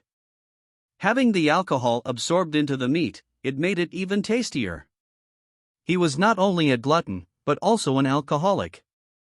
It had never crossed his mind that alcohol could be used in this way. Alcohol and pheasant, 2 distinct and delicious tastes when combined, could be so unbelievable. In contrast, the roasted pheasant he previously made was only fit for dogs. Although the old man had already finished a pheasant previously, and the unknown pheasant was extremely large in size, but having learned the elephant swallowing technique, Ian knew that the meat was extremely resistant to digestion. A normal person could survive on a drumstick for days without going hungry. Having eaten 1.5, the old man had no indications of being full. Although he looked refined eating the pheasant, the old man's speed was surprisingly fast. He finished half a pheasant in about a minute, leaving only a pile of bones. The bones, even the delicate rib bones, were eaten clean, putting a dog to shame. The old man was not bothered about Ian's surprised gaze, and calmly wiped the oil off his mouth, saying, "The taste is passable. If you improve further, you will catch up to my roasted pheasant." Ian nearly choked upon hearing the old man's brazen claims. What sort of person was he? It felt like his stature was extraordinary, but why was he so shameful? The old man pretended not to notice Ian's despising glare and looked at the salt-baked pheasant in Ian's hand, saying, "Why aren't you eating? Are you full?" "No." Ian was shocked. He quickly shook his head and attacked the salt-baked pheasant in his hands. What a joke! If he was slower by a second, or even in a blink of an eye, the pheasant in his hands could have turned to a pile of bones. Besides being tasty, the meat was great nourishment for the body. Ian felt his originally empty body fill up with energy in a short while. It made his blood begin to stir, and made him grow stronger. Could this pheasant be a descendant of some ancient bird desolate beast? Ian came to an acceptance that with rich people eating this kind of foods daily, their strength was bound to increase at rapid paces. He was initially feeling joyous from completing his tempered body, but he had already calmed down. His starting point was considered low. Even if he made a meteoric rise in a small tribe, but in a big tribe, it would have been nothing spectacular. He still had a long road ahead. "Hey, from what I see, you have some culinary skills, and it can be considered fate that we got to know each other." Saying that, the fat elder touched his ring. This was the second time Ian heard these words, and was already immune to it. He calmly wiped his mouth, waiting for the fat elder to take something out. "Hee, kid, take this to buy some sweets," said the fat elder as he took out 2 golden ingots from his ring. It looked like it weighed half a pound. This was the first time Ian was seeing golden ingots. Back on Earth, he had only seen gold plates displayed in the glass cases of banks, but they were not this big. Ian could not help taking another glance. "Come, I still have over 20 chickens. You can cook it, and I'll give you these 2 gold ingots. Then, you can buy lots of sweets," said the old man happily. Although he did not admit verbally, he knew that his culinary skills were nothing compared to Ian. Ian's salt-baked pheasant, especially combined with the alcohol and the meat fragrance, had made the fat elder's mouth water. Upon hearing this, Iyun curled his mouth. In the cloud wilderness, gold ingots were only pleasant to the eye, but they were of no use. On Earth, these 2 large gold pieces would have been enough to buy a lifetime's worth of food. But in this world, food was very expensive. Especially in the cloud wilderness. Even with gold ingots, one might not be able to buy anything. If he were to use gold to exchange with Lin Xingyu for food, it would be throwing himself to the wolves. "I don't want gold," said Iyun, who was unmoved. This old man had initially given him bronze coins, and now he gave gold. It was clear he was treating Iyun as some kid who got lucky, and not someone who practiced martial arts. "Sir, don't you know that the outcome would be disastrous if a kid carries gold into the streets?" Choked the fat elder. Thoughts such as even if Iyun couldn't use it, he could have given it to his parents floated into the elder's mind. Lin Xintong, who was by the fat elder's side, looked at Iyun with surprise. The principle of an innocent man gets into trouble because of his wealth was simple, but as a 12-year-old child, he was not only unmoved by the gold, but he said it as a matter of fact. It was pretty impressive. "Then what do you want?" said the fat elder as he kept the gold. "I only want one item from you, sir," Iyun said it slowly and calmly as he looked the fat elder in the eye. The fat elder said with interest, "Say it." "Little me can tell that sir is some extraordinary person. You must be someone of a high standing and exceptional status, with—" "All right, cut the flattery." The fat elder looked at Iyun with a despicable look. This kid sure was odd. "Oh, I'm not sucking up to you, I'm just expressing my admiration towards you. You can have all that and admired by many, including me, because, sir, you have the strength. In this wilderness, those with strength will be honored by others. So little me will make a request with great courage for one item, that is strength." Iyun said those words with confidence. Although he had said it slowly, it entered straight into the ears, giving the fat elder a shock. Lin Xintong blinked her pair of beautiful eyes and looked at Iyun with surprise. What Iyun had said was very simple, but when her master had asked him what he wanted, he had said those words to express his desire of becoming strong. This was unlike how kids speak without thought. These words were unlike that of a child. Chapter 50, The Fat Elder's Vile Interest. "You want me to take you in as a disciple?" flashed his eyes, as the fat elder wiped away his hippie gaze, changing it to one that exerted pressure. Iyun held his breath and looked into the fat elder's eyes, and said slowly while shaking his head, "You're asking me if I want to be taken in as your disciple. It's pointless since the decision is not made by me. My wishes are not important. If you wanted to take in disciples, I'm sure many elites would come to your feet, allowing you to choose. Even if they begged you on their knees, it would be useless." "Oh?" The fat elder was surprised by Iyun's words once again. This kid, although he was greedy, he knew how to push his limits. This was extremely rare. Some people did not know how to obtain the greatest benefits, and they did things mediocrely and trudged through life without aim. These people were undesirable. As for others, they were greedy without an understanding of their standing. By being presumptuous, they would eventually lead themselves to self-destruction. This was described by the saying, "Human beings die in pursuit of wealth and birds die in pursuit of food." Such people were even more undesirable. As for this 12-year-old kid, to have such a scheming mind, and went against the flow, but yet knew his place and had a sense of propriety. It was indeed not simple to possess such qualities. This kid could tell that he did not want to accept him as a disciple, so he had not insisted. "Kid, I appreciate you. You guessed right, I can't take you in as a disciple. I'm indeed very interested in your culinary skills. But culinary skills are just a pleasure for the mouth. But for me to take in a disciple is a huge matter. To be honest with you, I have been looking for a suitable successor all these years, but for you, from your constitution, it's not good, so you lack the qualifications. Although what I say may sound harsh, but it is the truth. Yi-Yun was not affected by it and said calmly, "I know." "Ah, it's good that you understand. You are much smarter than kids your own age. You can try taking a scholastic exam and become some minor official. When that happens, you will not worry over food anymore." In the Tai Divine Kingdom, the real government officials were experts. As the Tai Divine Kingdom was under military jurisdiction, be it a general or district magistrate, they were all martial artists at the very least. Those who could study but not do martial arts could at most be an advisor or a minor official like a clerk.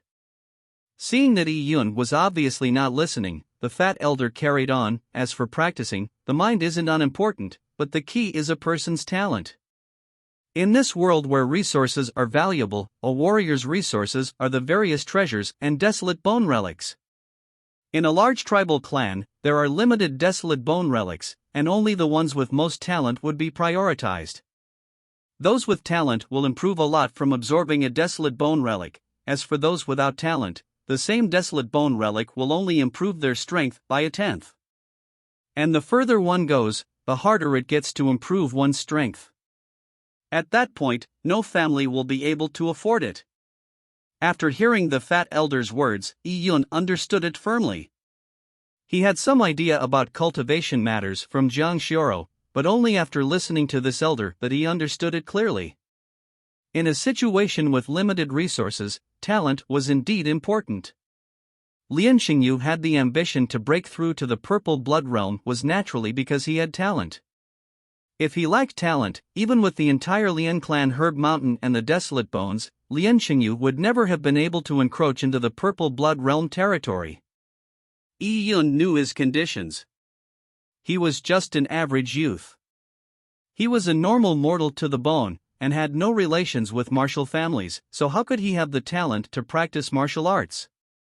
But thinking of his absorbing of the herbs and the Desolate Bones energy the past few days using the purple crystal, his cultivation speed was indeed fast. This was all clearly the credit of the purple crystal. With the purple crystal deep within his heart, every heartbeat would spread energy to each and every part of his body, improving his fitness. This method of absorption was much more efficient than other warriors who used their stomachs to absorb energy. After understanding these, Yi-Yun's thoughts became clearer as he raised his head looking at the fat elder saying, "I don't need to be taken in by you as a disciple." Since he had already indicated his position, Yi-Yun did not want to insist. Actually, even if the old man had wanted to take in Yi-Yun as a disciple, Yi-Yun would have to think very carefully. After all, his body had a huge secret. If he did not carefully think of the special characteristics of the purple crystal origins, his master might discover the secret and the consequences would be unthinkable. What I want from Sir is a miracle medicine. Be it fierce beast essence, desolate beast meat, herbs, or even desolate bones.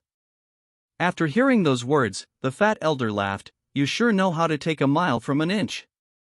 You thought well, exchanging a desolate bone relic for some chicken that was provided by myself?" The desolate bone relics stored in his rings were all of high quality. To exchange them for a few dishes was no trifling matter. "I guess you aren't willing to listen to me," shaking his head in disapproval at the kid that cannot be taught. "You still want to go down the path of martial arts. It was not easy getting by reaching a state of tempered body, but you have never had proper martial arts cultivation. Do you even know any cultivation technique? Do you know any fighting technique? Do you have a soul cultivation technique?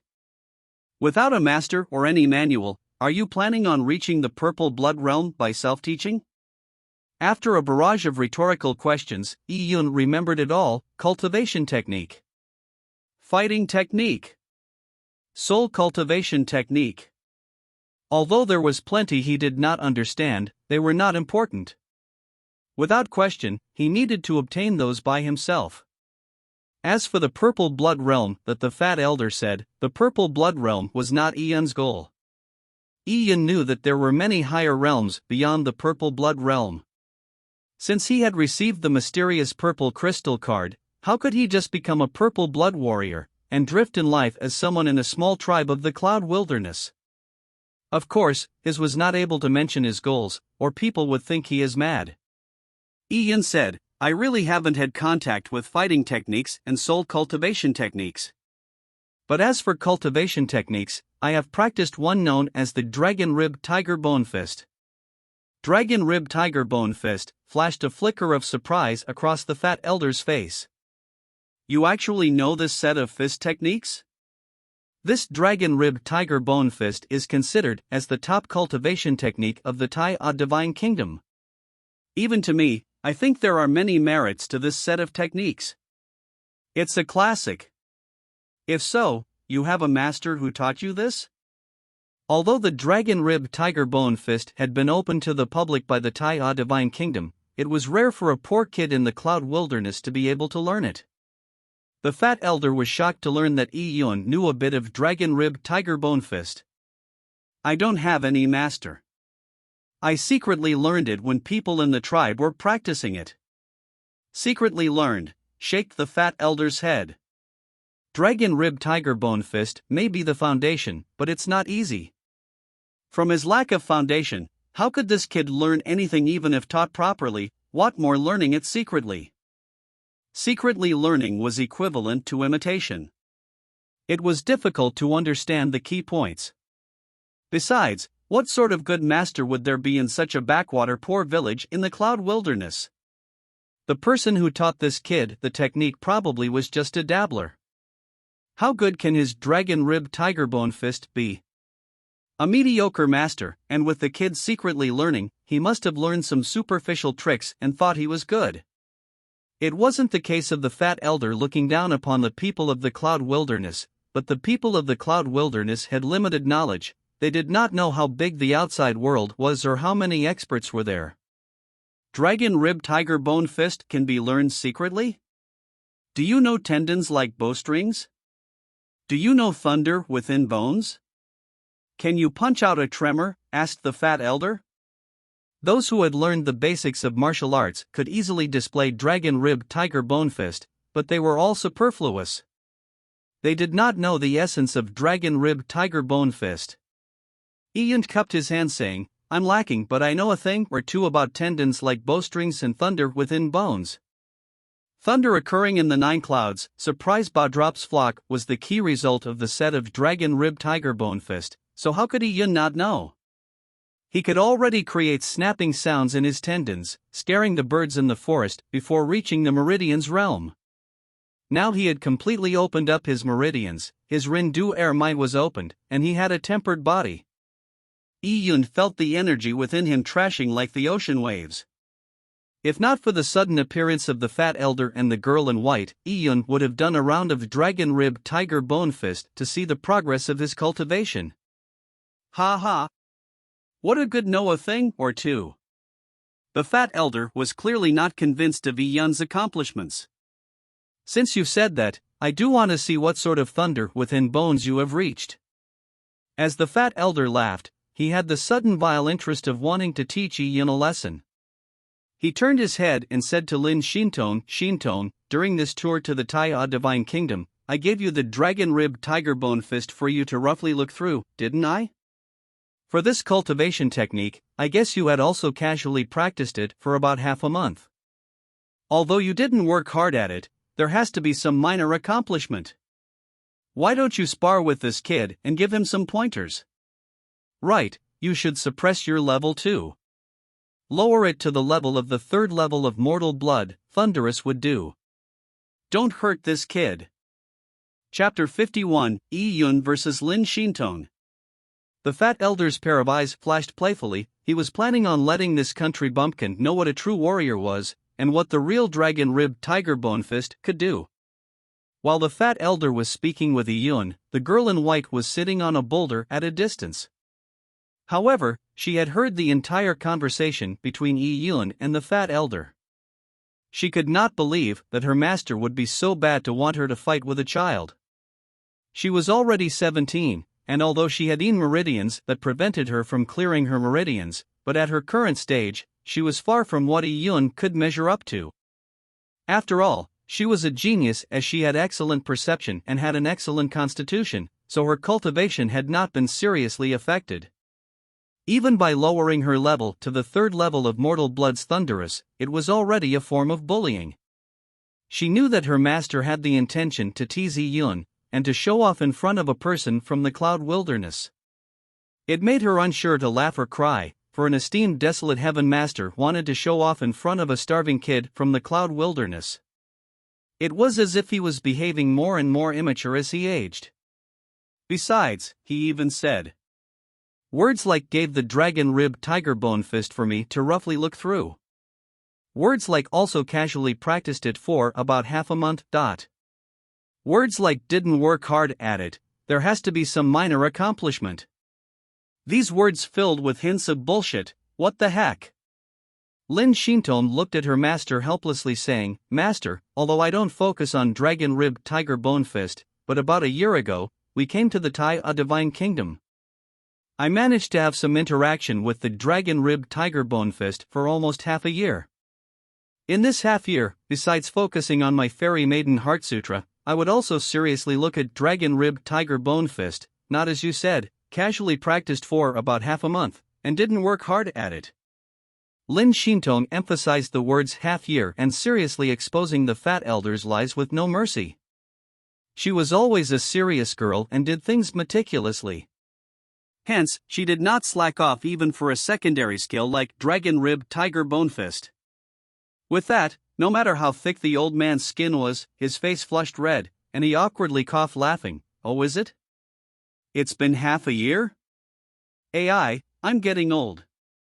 Time just flies by, and my memory fails me. I thought it's only been half a month." The fat elder's words made Yi Yun roll his eyes. As the saying goes, the more shameless one is, the more invincible they are. Remembering half a year as 10 days. With such divine memory, how do you remember how to walk with your legs, and how to eat with your mouth? Alright, let's cut to the chase. That who, you said you have practiced the Dragon Rib Tiger Bone Fist, show it to us. If you can maintain it for the time needed for 3 breaths, then I'll believe you know a thing or two about Dragon Rib Tiger Bone Fist. Then I'll give you some miracle medicine. The fat elder quickly changed the subject. Although his act of bragging had been uncovered, his skin was extremely thick, so he recovered quickly, pretending none of whatsoever had happened. He did not think Yi Yun could persist under Lin Shinton, even in her suppressed thunderous realm state, for more than the time needed for 3 breaths. This was a battle of achievements, cultivation techniques, fighting techniques, and battle experience, traits that could not be covered up by a lucky use of some treasure to obtain a tempered body. Good. I'm lacking in talent, and need to obtain advice from Sister Fairy. I hope I'll receive pointers from Sister Fairy. Yi Yun took a deep breath. This was his first time sparring with an expert. He was just planning on aiding his digestion after a sumptuous meal. Besides, he knew his opponent was extremely powerful. What was inconceivable to Yi Yun was that despite knowing his opponent was extremely powerful, his heart was full of anticipation and excitement. Was he born to be a warrior? Since you want to, then alright. Lin Shinton stepped off the large rock as her clothes fluttered in the wind. Her toes landed softly on the ground, like a butterfly. She did not cause as much as a speck of dust to fly up. My name is Lin Shinton. Lin Shinton walked towards Yi Yun as she introduced herself. Yi Yun. Yi Yun said his name, preventing the occurrence of the fat elder saying that who from happening again. Yi Yun walked to a clearing, and distanced himself about 10 yards opposite from Lin Shinton and faced her. In the Green Mountains, with an abundance of ancient pine trees, the wind blew across the rustling folds of pine trees. Not far from the two were piles of weird rocks, and a 1,000-foot waterfall. As the silvery water raced down the canyon drainages, it caused slight tremors as it impacted the huge rocks. This was Yi Yun's first battle upon arriving to this world. And it was the first battle ever since he began practicing martial arts. His opponent was an otherworldly maiden. Although she looked weak and frail, seeing her standing among the green mountains, Yi Yun could only think of a phrase: still as a virgin, move as a running rabbit. This girl, be it her looks or her heart, was extremely quiet. But Yi Yun had no plans on showing mercy. He knew that he did not have the qualifications to show mercy. Lin Xintong held her hands and stood there with her skirt fluttering in the wind. She said coldly, "I will suppress my strength to the 3rd level of mortal blood. You first." Lin Xintong was very modest, but Yi Yun licked his dry lips saying, "Ladies first, it's better you be first." It wasn't because he was showing humility, but since he had never battled before, he did not know the procedures when an expert makes his first move. So he was preventing himself from doing something foolish, or the fat elder would snigger again. Yi Yun was planning to see Lin Xintong's moves to gain confidence. When that happened, he could draw a tiger with a cat as a model, preventing him from being that terrible. "Then I'll make my move, watch out."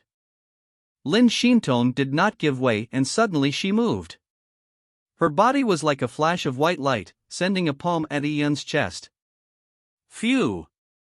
A clear sound emitted from Lin Xintong's body. This was the sound produced from training the bones using Dragon Rib Tiger Bone Fist. This sound was unlike the thunder from the sky, but a sound issued from her leap.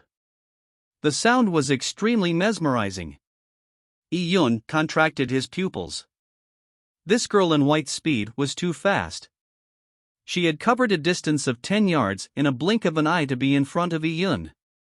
Her palm's 5 fingers were white and slender, but to Yi Yun they were like 5 sharp swords. Up close, Yi Yun was able to see the soft textures on the young girl's fingers. Yi Yun thought he had no way of escaping such speed, but in that moment, his mind was extremely calm. It was as if the surroundings had suddenly slowed down. Yi Yun's Rinduer might had closed up to form one cycle, with his brain's channels cleared, his senses were keen, and thinking sharp. This caused his reaction to be faster than his previous self by more than 10 times. In this split moment, Yi Yun's mind flashed as he recalled the dragon dancing the 9 heavens stance from Dragon Rib Tiger Bone Fist. With a roar, he leaped up like a flying dragon. And with the 1,000-foot waterfall as a backdrop, he flew. Ka-cha! The stone that Yi Yun was standing on had been shattered by Lin Xintong, and the blast sent stone chips flying. Wow! Yi Yun's pupils contracted. The black ironstone under his feet could not withstand a blow from Lin Xintong.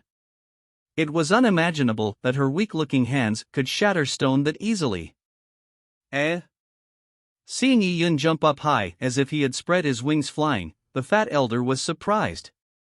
This kid has good reactions. I didn't guess he could last a round, but since he has dodged the first, it's unlikely he can dodge the second. With him in midair, he has no way of dodging the next attack. And this was just the time of 1 breath.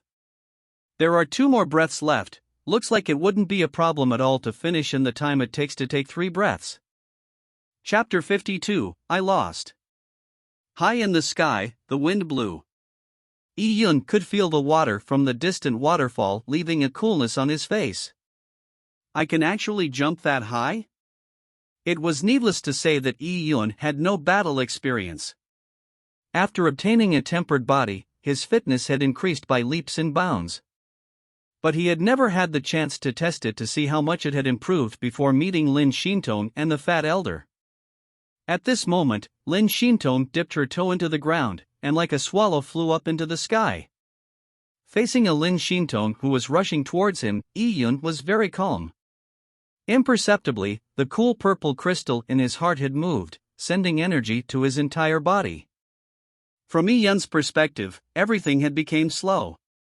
The wind that blew seemed to pass him knowledge about his opponent.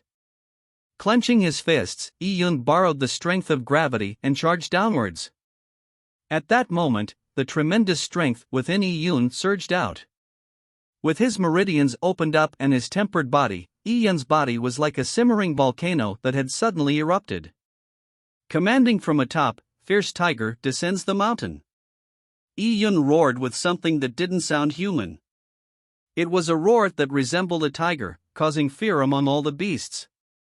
Yi Yun no longer dodged. After all, there was no way to dodge in the air. He suddenly stretched out his arms and made a tiger claw pose and went straight down, coming in contact with Lin Xintong's palms. Yi Yun, who had previously practiced Fierce Tiger Descends the Mountain of the Dragon Rib Tiger Bone Fist, had previously used it against Black Ironstone, and it could shatter the rock. But today, it was to grab Lin Shintong's slim hands. Of course, Lin Shintong's hands were more terrifying. Her hands were capable of shattering rock as if they were tofu. Seeing Yi Yun rushing down, Lin Shintong was also extremely surprised. He actually dared to go against her head-on? It's indeed true that newborn calves are not afraid of tigers. "Hey, disciple, don't maim him," shouted the fat elder. "Actually, it's fine maiming him, but the problem is the kid will make us pay his hospitalization bills." The fat elder's words had already been drowned out by the sounds between the two. They had crossed each other in the sky. Boom! A loud clap rang as the shock wave radiated outwards. Yi Yun only felt a large strength surge towards him, causing his insides to toss and turn. As for Lin Shintong, it was as if she was blown up by the shockwave as she rapidly swirled her body. As she flew back, Lin Shintong had a strange feeling. At the moment they crossed palms, she felt a warmth from Yi Yun's palms that flowed into her body. This warm flow was inconspicuous, but it had entered her broken meridians silently before disappearing. As she carefully experienced it, Lin Shintong felt that her meridians had undergone some transformation, but yet it didn't seem so too. What happened? Was it an illusion? Before she had time to think carefully, she realized that the Yi Yun who had experienced her heavy blow was not only uninjured, but had already stabilized his body while retreating. His body was upside down as he flew towards the waterfall. Pang! Yi Yun was like a carp falling into the water. He crashed through the waterfall and stepped on a slippery stone behind the watery curtain. Although the waterfall's flow was from 1,000 feet, and was a tremendous force, Yi Yun was able to stand firmly on this rock. He then squatted on the rock and pushed off. He raised his head, as his shining eyes shone through the white water curtain and shot towards Lin Shintong like a pair of swords. Ha! Lin Shintong was surprised. He could actually withstand her blow without harm? A kid at the Meridian's realm could actually have such a strong body? It can't be. The fat man stumbled. He had wanted his disciple to go easy, yet from that strike, there was not much mercy involved. Although she had suppressed her level, it was not something the kid should have been able to withstand. Before the fat elder could think it through, Yi Yun had already charged forward from that rock. Splash! Yi Yun went through the waters of the waterfall. The water curtain's strength was horrifying, but Yi Yun was good at swimming, so he rushed through the indomitable waterflow, and using the strength of the waterfall, he increased the strength of his charge. From afar, the linen-clothed Yi Yun was like a water dragon dancing in the waters. Boom! At that moment, Yi Yun's body produced a thunderous sound, similar to the thunder from the sky. Thunder occurring in the 9 clouds. Yi Yun twisted himself in the air, and bringing his foot to his hip, he bent his body like a bow. As his right fist shrank to his ribs, he mercilessly shot out his punch like an arrow. Pang! Just like a strongbow, it was a sound that entered deep into the ears of all present. This punch had consolidated all of Yi Yun's momentum and strength. It had caused an infinite mist to cloud around him, giving the impression of an ocean surging forward. Lin Shintong was shocked. This was the strength of the youth? This thunder-like bone crackle and the twang that came from his tendons, were they produced by his body? In that moment of shock, Yi Yun was already before Lin Shintong. Lin Shintong could feel the tremendous wind that accompanied the fist. She could tell immediately the strength of the fist, as it was the ultimate achievement a Meridian's realm could reach. In a tenth of a blink of an eye, Lin Shintong had striked. She was still at a cultivation level of 3, 1 less than Yi Yun. But the strike was not that of Dragon Rib Tiger Bone Fist, but her main cultivation technique, Fairy Maiden Heart Sutra. Lin Shintong's hands were like a lotus as she gently pointed like a fairy adjusting her sleeves. This strike had a magical soft power to it, and was the exact opposite to the extreme strong force of the Dragon Rib Tiger Bone Fist. Hardness and softness were opposites. Lin Xintong and Yi Yun crossed fists once again. Originally, a finger colliding with a fist would result in bone fractures, but that was farther from the truth. From afar, this strong chi blast was like a hammer hitting a soft chi wall. The chi wall deformed drastically, but it had managed to take on that tremendous chi blast's attack. Boom! With a loud burst, the chi wave exploded at the last moment. Lin Xintong flinched as she retreated 3 steps back. As for Yi Yun, he flew backwards by more than 10 feet. His clothes were torn and his chest was surging with blood as his face flushed from the blood. Boom! Yi Yun stepped on a boulder. His entire body was hurting, and it seemed like his innards had been completely misplaced. All he could see was stars. So powerful. Yi Yun was impressed. This was an expert who suppressed her strength to one level below himself. Also, he had stored up his energy by devoting his momentum and strength. He had used all his tricks, yet the other party had only hurriedly striked. The distance between the two were too great. And the results of the sparring. The other party had retreated 3 steps and was fine. But his body's blood was in turmoil and had suffered minor injuries. This girl was horrifying. Just as Yi Yun was amazed, Lin Xintong was even more surprised. She looked at Yi Yun with a startled and uncertain look and finally said, "This match was lost by me." Chapter 53, Gift of a Book. Yi Yun struggled to stand up. He adjusted his torn clothes and wryly smiled, "Sister Fairy, please don't ridicule me any further. It's clear I lost. The attack I used was all my strength, yet you returned a blow at the key moment, sending me flying. It's clear who lost." Yi Yun was convinced, but the girl shook her head saying, "My level is much higher than yours, so it's totally unfair to battle against you, even if I suppress it. I had originally agreed to use Dragon Rib Tiger Bone Fist to spar with you, but I was forced by you to use my Fairy Maiden Heart Sutra at the last moment." Lin Xintong was an honest person. Having agreed on using Dragon Rib Tiger Bone Fist, she had violated the rules by using another attack, so she had naturally lost. She also did not explain to Yi Yun why she had lost her concentration during the battle. When she had crossed fists with Yi Yun for the first time, she had felt a strange energy state within her body, and the energy had even seeped into her broken meridians. However, she did not feel it when they crossed again for the second time. Lin Xintong was also unsure if it was just an illusion. If not for losing concentration after the first crossing, she would not have been forced by Yi Yun to use her Fairy Maiden Heart Sutra. Upon hearing Lin Xintong's words, Yi Yun was surprised. This girl sure was special.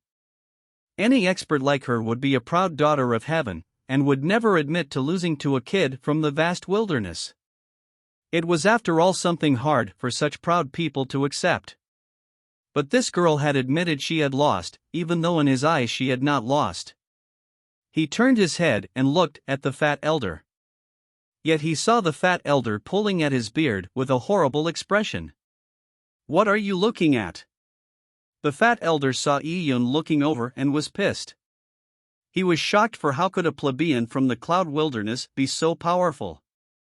To have such power in the Meridian's realm, he would not even be considered weak among the elites of a large family clan. He had clearly learned Dragon Rib Tiger Bone Fist secretly, but yet he could display tendons like bowstrings, thunderous bones. It was practically the same as having mastered the essence of Dragon Rib Tiger Bone Fist, not a thing or two. What the hell is this? The fat elder had originally said that Yi Yun will be defeated within the time it takes to take 3 breaths. But till the end, not only had the time passed, even Lin Xintong had admitted defeat. "No way we're losing, we clearly won, alright?" The fat elder was extremely upset. Was his estimations wrong? This kid had only an average body constitution, and used some treasure to reach the state of tempered body. How could he practice a cultivation technique to such a level? Maybe he had excellent perception? In practicing cultivation techniques, besides a person's constitution, one had to have perceptivity. The importance of perceptivity was just second to constitution. A person with poor perception would learn everything slowly, so even if they had a good constitution, they were destined never to reach a higher realm, since there were plenty of things in the martial world that could only be understood, not taught, especially for bottlenecks which could only be overcome by oneself. In terms of perceptivity, Yi Yun was indeed not bad. On Earth, Yi Yun was good at his studies and had developed intelligence at an early age. Hence, the poor kids of the vast wilderness could not be compared to him. Together with having tunneled into this strange world and Yi Yun having led 2 lives made his soul even stronger.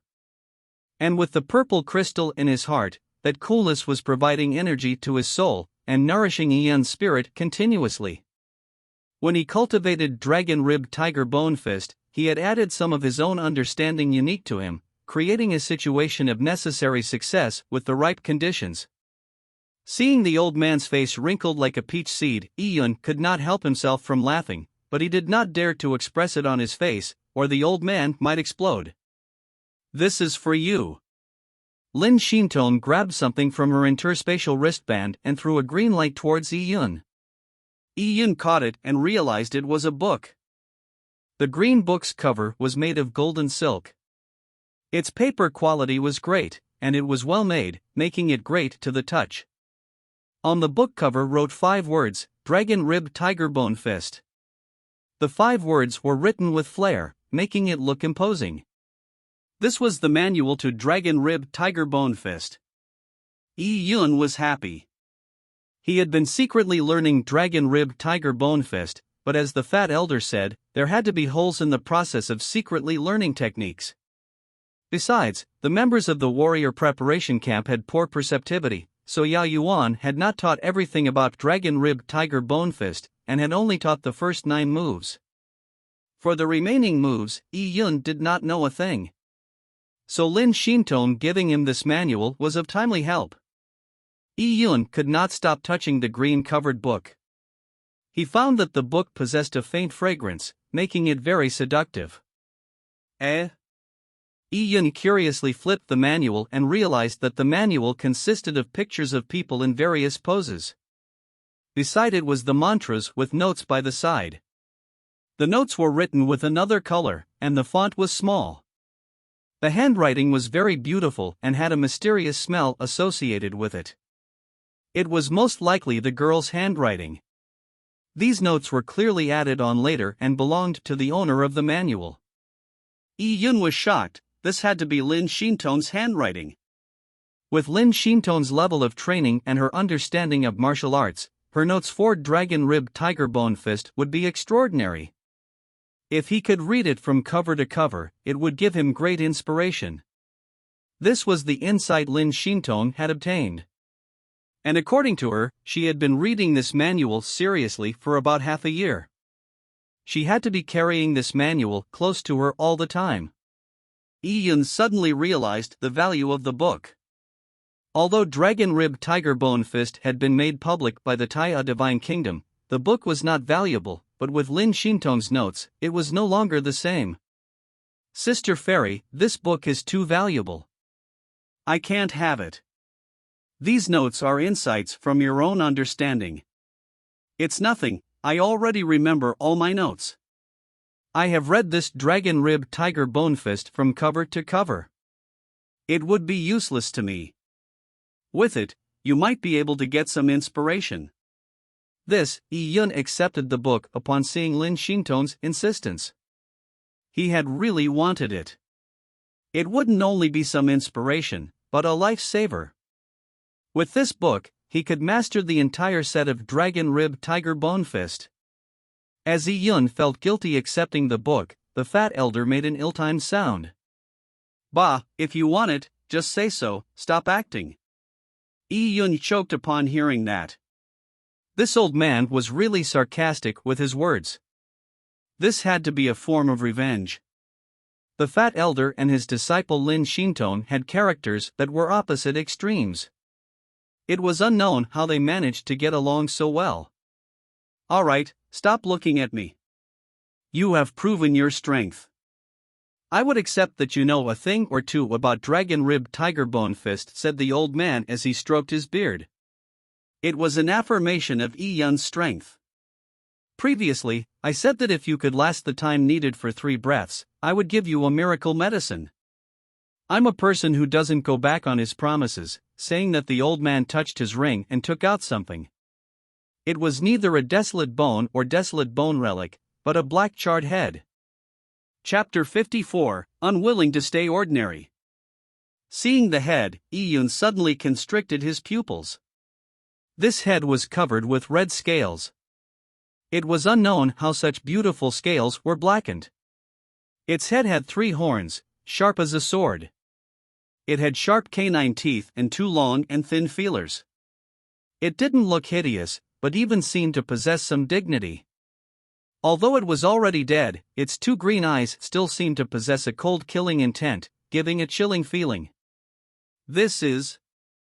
Iyun did not know why, for besides the killing intent he felt coming from the eyes of a dead fierce beast, he also felt a faint sense of unreconciliation. "It's called a Qilin beast," came a faint voice. It was not the fat elder but Lin Xintong. To Iyun, Lin Xintong's voice was soft and gentle like a pulbush flower. Iyun was slightly stunned as he took a look at Lin Xintong. Ever since he had met them, Lin Xintong had been extremely quiet except when they sparred. She had never cut into his conversation with the old man. Lin Xintong said, "Qilin beast is a desolate beast. Although its desolate bone quality is not low, a Qilin beast's strength is quite weak among other desolate beasts. Qilin beasts are special. A small portion of them would suddenly die at the prime of their life." "Oh?" Iyun dazed a moment. "Suicide?" Lin Xintong carried on, "Rumor says that Qilin beasts have the blood of the fire Qilin. If they light up their bodies' meridians, they can transform into a real fire Qilin amidst the fire. But the current Qilin beasts have descended by an unknown number of generations. Even if they really were the bloodline of the ancient fire Qilin, they would be extremely rare. So most normal Qilin beasts would just lead a normal life for a few hundred years before they die of age. However, some Qilin beasts do not share similar thoughts. From the moment they were born, they would search and swallow all sorts of fire elemental items. They would even swallow fire and gather a large amount of fire energy within their body till their bodies cannot take it. They would then explode into Qilin flames. These Qilin beasts would then undergo the baptism of fire. In that fire, they will search for their ancestors' fire Qilin bloodline. But they only have one outcome, and that is to burn to their deaths, without any exception. Sometimes I guess that they probably know it clearly that it is impossible to awaken their ancestors' bloodline within themselves.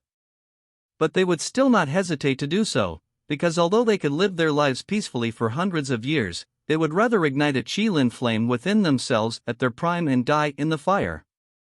Lin Xintong's voice grew faint. The Qilin beast was a desolate beast she knew for a very long time. She felt like a Qilin beast. Having been born with meridians, she was unable to break her curse. To be able to connect her broken meridians, she had to be like the Qilin beasts who aimed to awaken their ancient fire Qilin bloodline. It was as hard as ascending to heaven, and was equivalent to bringing destruction on herself. Was she to choose the life of a normal Qilin beast and live an ordinary life for hundreds of years before dying, or to choose to be the brave ones among the Qilin beasts, to attempt at breaking the confines of their destiny without worrying about sacrificing their lives? Actually, Lin Xintong had already made up her mind in her heart. Hearing Lin Xintong's words, Iyun was silent. Born to search for flames and choosing the fire elemental items that were the hottest. Using them as food till they burned their bodies, and eventually dying within the flames. Even if they knew they had no chance of transforming into a fire Qilin, they were willing to chase the shiny dream at the expense of their life.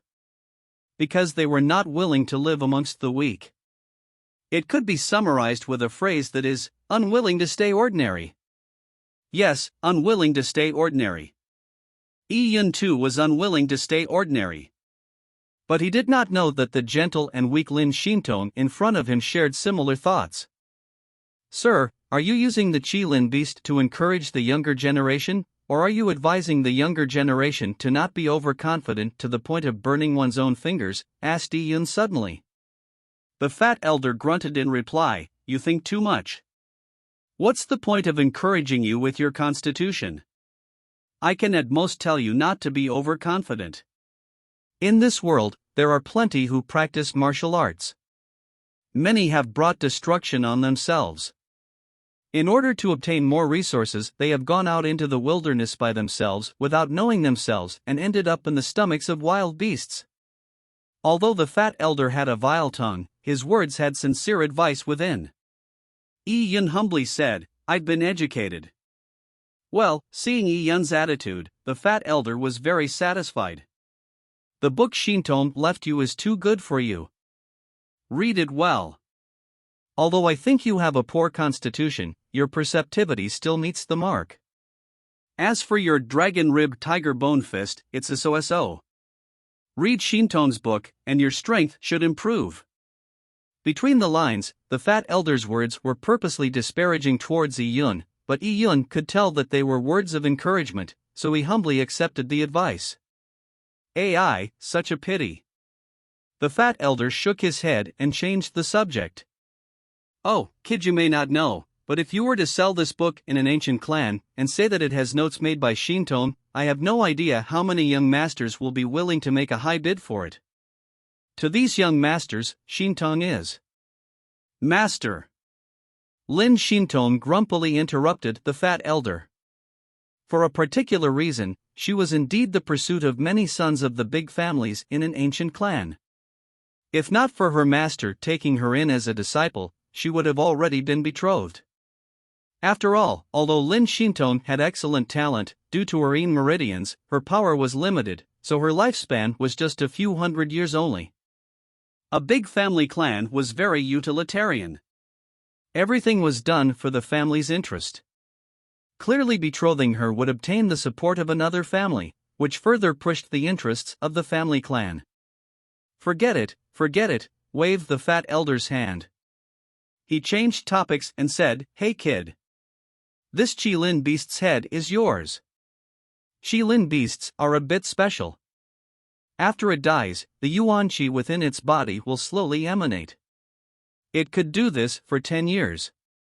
So if you were to hide this head properly, you can still absorb its Yuan Qi without refining it. It will depend on yourself how much you will be able to absorb. From the fat elder's point of view, Yi Yun was not capable of refining the desolate bones. Also with Yi Yun's foundation, it was unlikely he would be able to digest the Qilin beast's head. Letting the energy emanate out and slowly absorbing it was the best method. Of course, this method was too slow. How could the sons from huge family clans wait 10 years? Kid, although I've already told you, I can guess that you will still want to go out into the vast wilderness to gain experience. No matter. I'll write you a protective charm. When you reach the peak of Qi Gatherer, this protective charm will be activated. It can protect your life once. If one day we were fated to meet again, and you had not used the protective charm, you can use it as a gift to me. Eh? Why are you looking at me in that manner? The fat elder asked as he noticed Yi Yun's eyes filled with suspicion. Yi Yun did not expect that the old man was offering to give him some benefit. The sun must have risen from the west. But if he offered to give something, was it trustworthy? Chapter 55, Su Jia. Just as Yi Yun was pondering over it, he saw the fat elder take out a tattered piece of yellow paper. This yellow paper resembled the paper used in the 80s in China, ones which villagers used as toilet paper. But this charm was more tattered than those toilet paper. The charm's paper quality was worlds apart from the paper of the dragon rib tiger bone fist manual Lin Shintom had given him. Under the questioning gaze of Yi Yun, the fat elder stuck his fat finger into his mouth and licked it. He used his finger as a pen and began drawing on the charm paper with his saliva. It's done. The fat elder gave the charm paper to Yi Yun saying, "Keep it well. My charm is worth a fortune." You lucked out. Why are you giving me that expression? You don't have to shed tears of gratitude. Yi Yun accepted the charm speechlessly. The saliva on it was a mess, and from the looks of it, the saliva was drying up soon. Yi Yun gave a constipated look. Although he didn't doubt the old man's strength, he was afraid that the old man was pulling a prank on him. After all, this charm's purpose was to protect his life. If at the moment he was about to lose his life, such as being cornered by a desolate beast, he would pull out that piece of charm, but if it didn't do a single thing. That scene was too perfect. Yi Yun could not bear to think about it any further. It could be expected that the desolate beasts with intelligence would have thought that Yi Yun was being considerate by leaving a piece of toilet paper. When they wanted to take a sh*t after digesting Yi Yun, they could use this piece of paper to wipe their ass. Alright, whatever that should be given has been given. Quick, make the dishes for me. The fat elder took out a large number of pots and pans from his ring, and laid it before him in a pile noisily. This made Yi Yun sigh with emotion. A person of high stature could do anything, and even had such an inventory space. Even when not traveling, he would bring with him 7 to 8 pots. He was not in a hurry to make his salt-baked chicken, so he cupped his fists and asked, "May I know the name of this honorable elder?" Having gotten to know him, and received plenty of kindness from him, Yi Yun still did not know the old man's name. My name," the old man paused and seemed to reminisce, "it's been a while since someone called me. Since you want to know, I'll give you a stamp." As the old man said it, he suddenly took out a seal-like object from his ring and stamped that piece of toilet paper. In a while, faint light was emitted, leaving a red stamp on the piece of paper. In the stamp wrote 2 words, Su Jia. Su Jia? Yi Yun's mind whirled. This name sure is special. Jia indicates calamity, or disaster. For parents to name a child, they would usually choose a lucky name, and would seldom choose Jia for a name. For today's kindness, this junior will remember it. Yi Yun said it sincerely, for he knew although old man Su had a vile mouth and was greedy and stingy, he had still helped him. And he had definitely not helped him solely for a few rounds of salt-baked chicken. Yi Yun parted with old man Su. Before parting, Yi Yun wrote the recipe for the salt-baked chicken and wrote a few methods of cooking that used alcohol for old man Su. There were good cooks in the world who could follow the recipe and create a delicious dish for old man Su to enjoy. This was the only way Yi Yun could requite the favor. And before old man Su left, he gave some ingredients to Yi Yun. After all, the life in the wilderness was too tough. And it was so. As the sun slowly set, old man Su and Lin Shintong carried on their training journey. When they turned their heads, Yi Yun had already disappeared into the mountains. All that was left were the clouds that seemed to burn in the sky. "Master, do you think highly of him?" Lin Shintong asked.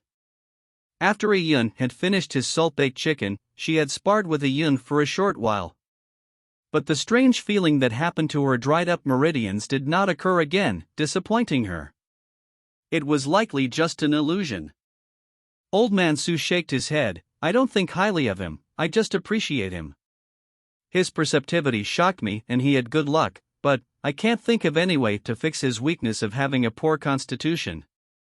If he wants to cultivate to a higher realm, he would need massive amounts of resources. It will be too hard." In this world, there were many who aspired to be a warrior. There were as many as the sand grains of the 5 Ganges rivers, but how many of those succeeded? "Perhaps this world will have a miracle," Lin Shintong mumbled to herself. It seemed like she was referring to Yi Yun, but also seemed to be referring to herself. Old man Su was stunned when he heard that but stayed silent. Yes, a miracle. He was a desolate heaven master and was extremely demanding about taking in disciples. He wanted them to have excellent constitutions and with exceeding talent in the arts of desolate bones. It was too hard.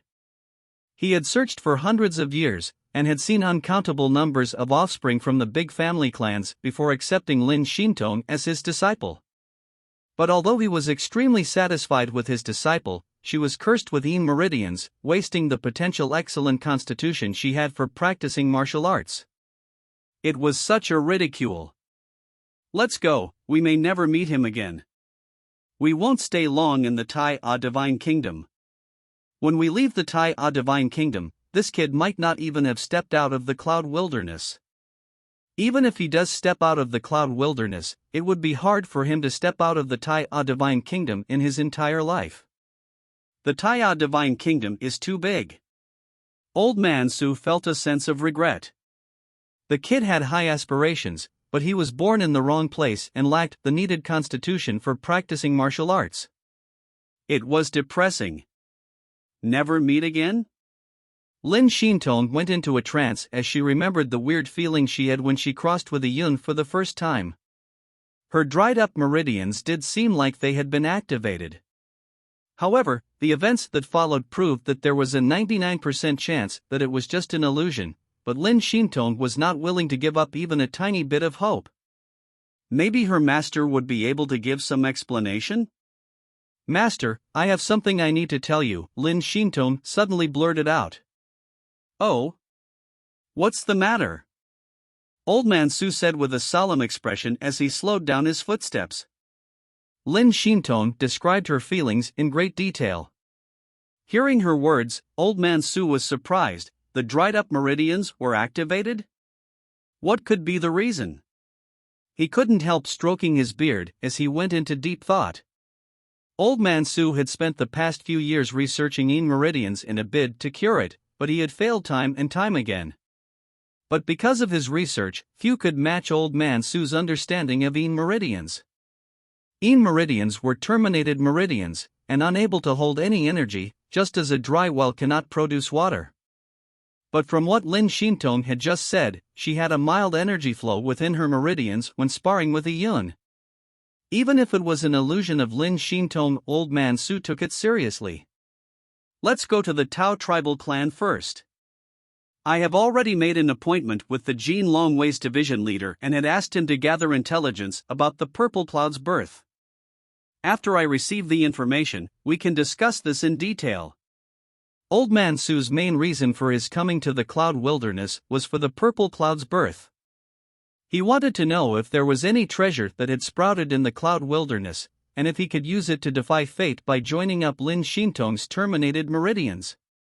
As for Yun, it could have been an illusion that Lin Xintong had experienced. As such, Old Man Su was not hopeful about it, but he would rather not pass up any chances, so he planned to investigate the matter. Chapter 56, Siege. Just after the sun had set, the sky had not completely gone dark.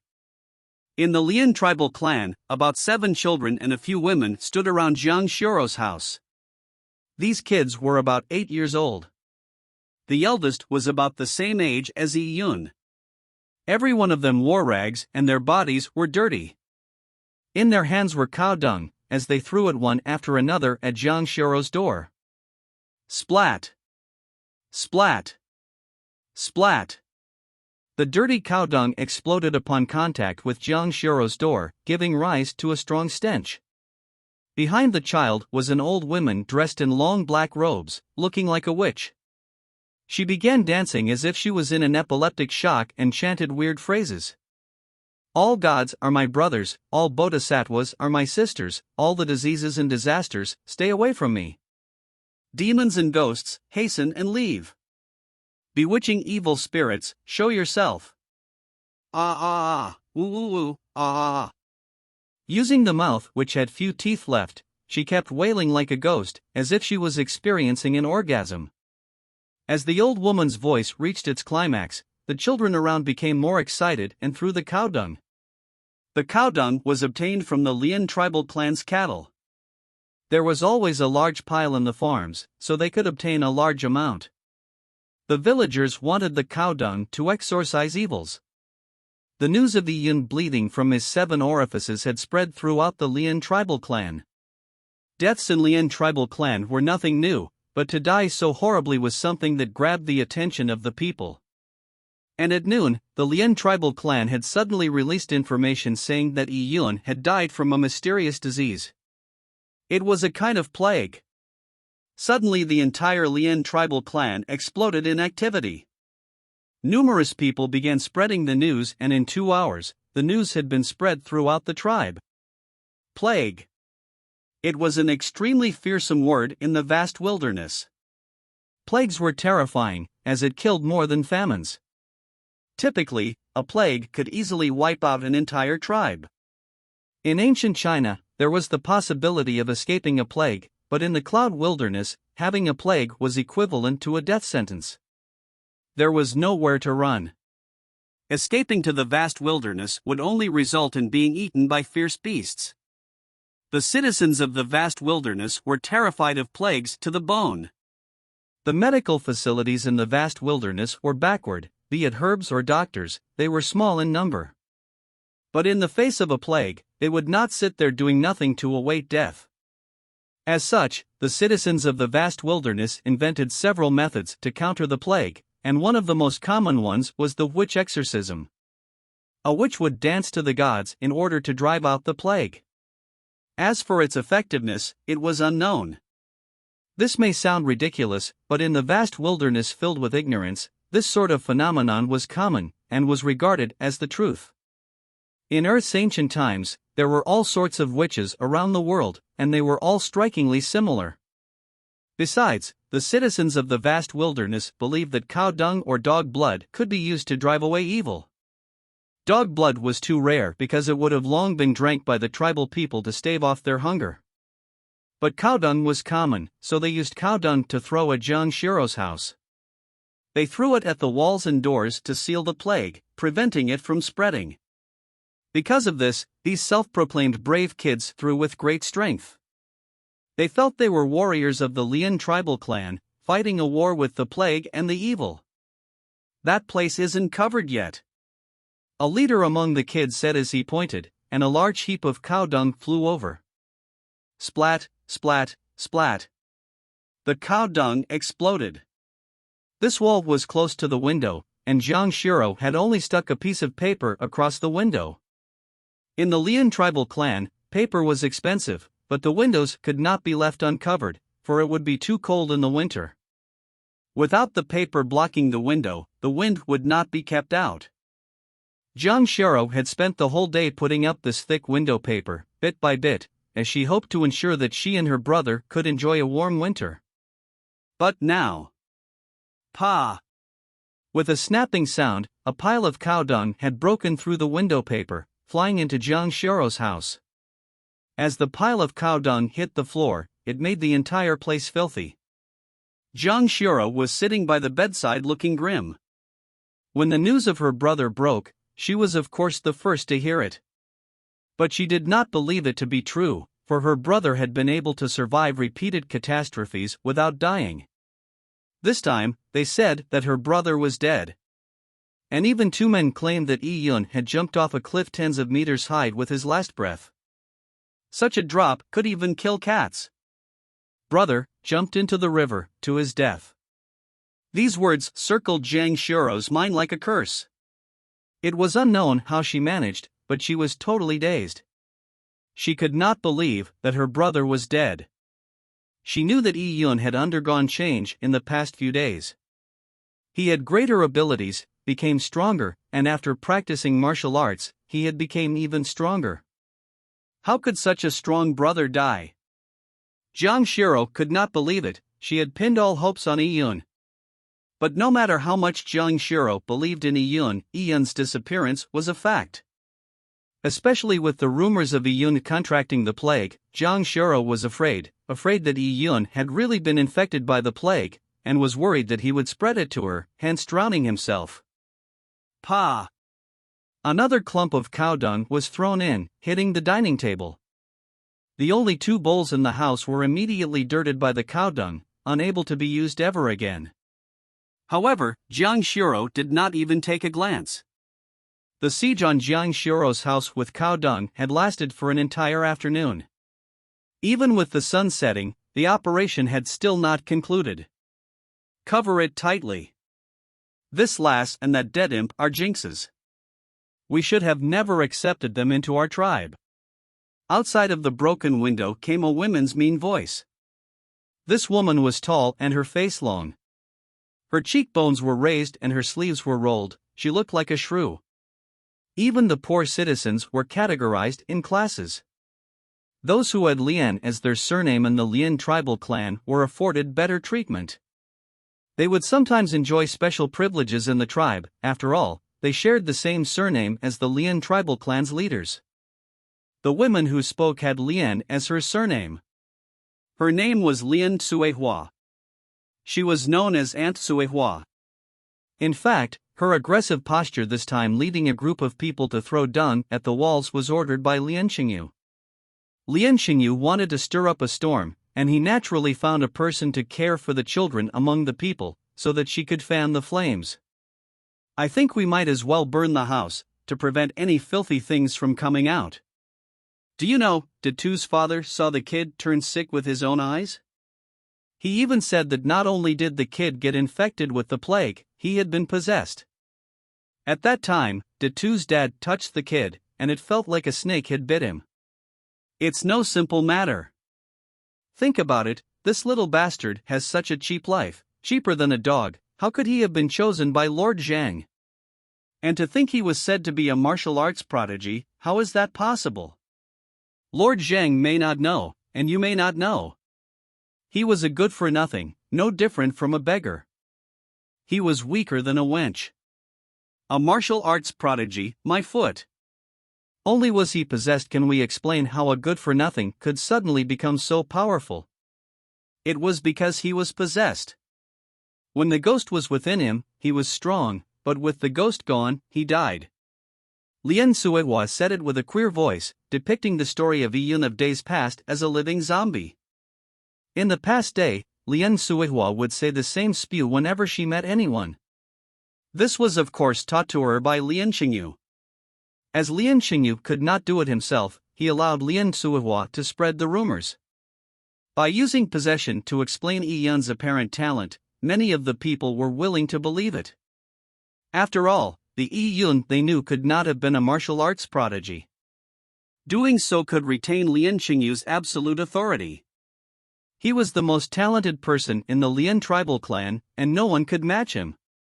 This would make the tribe believe that only through him Lian Xingyu could they be led towards glory. What Aunt Tsuehua says makes sense. So he was possessed. I already said that weakling Yiyun could not be more talented than my Erdan.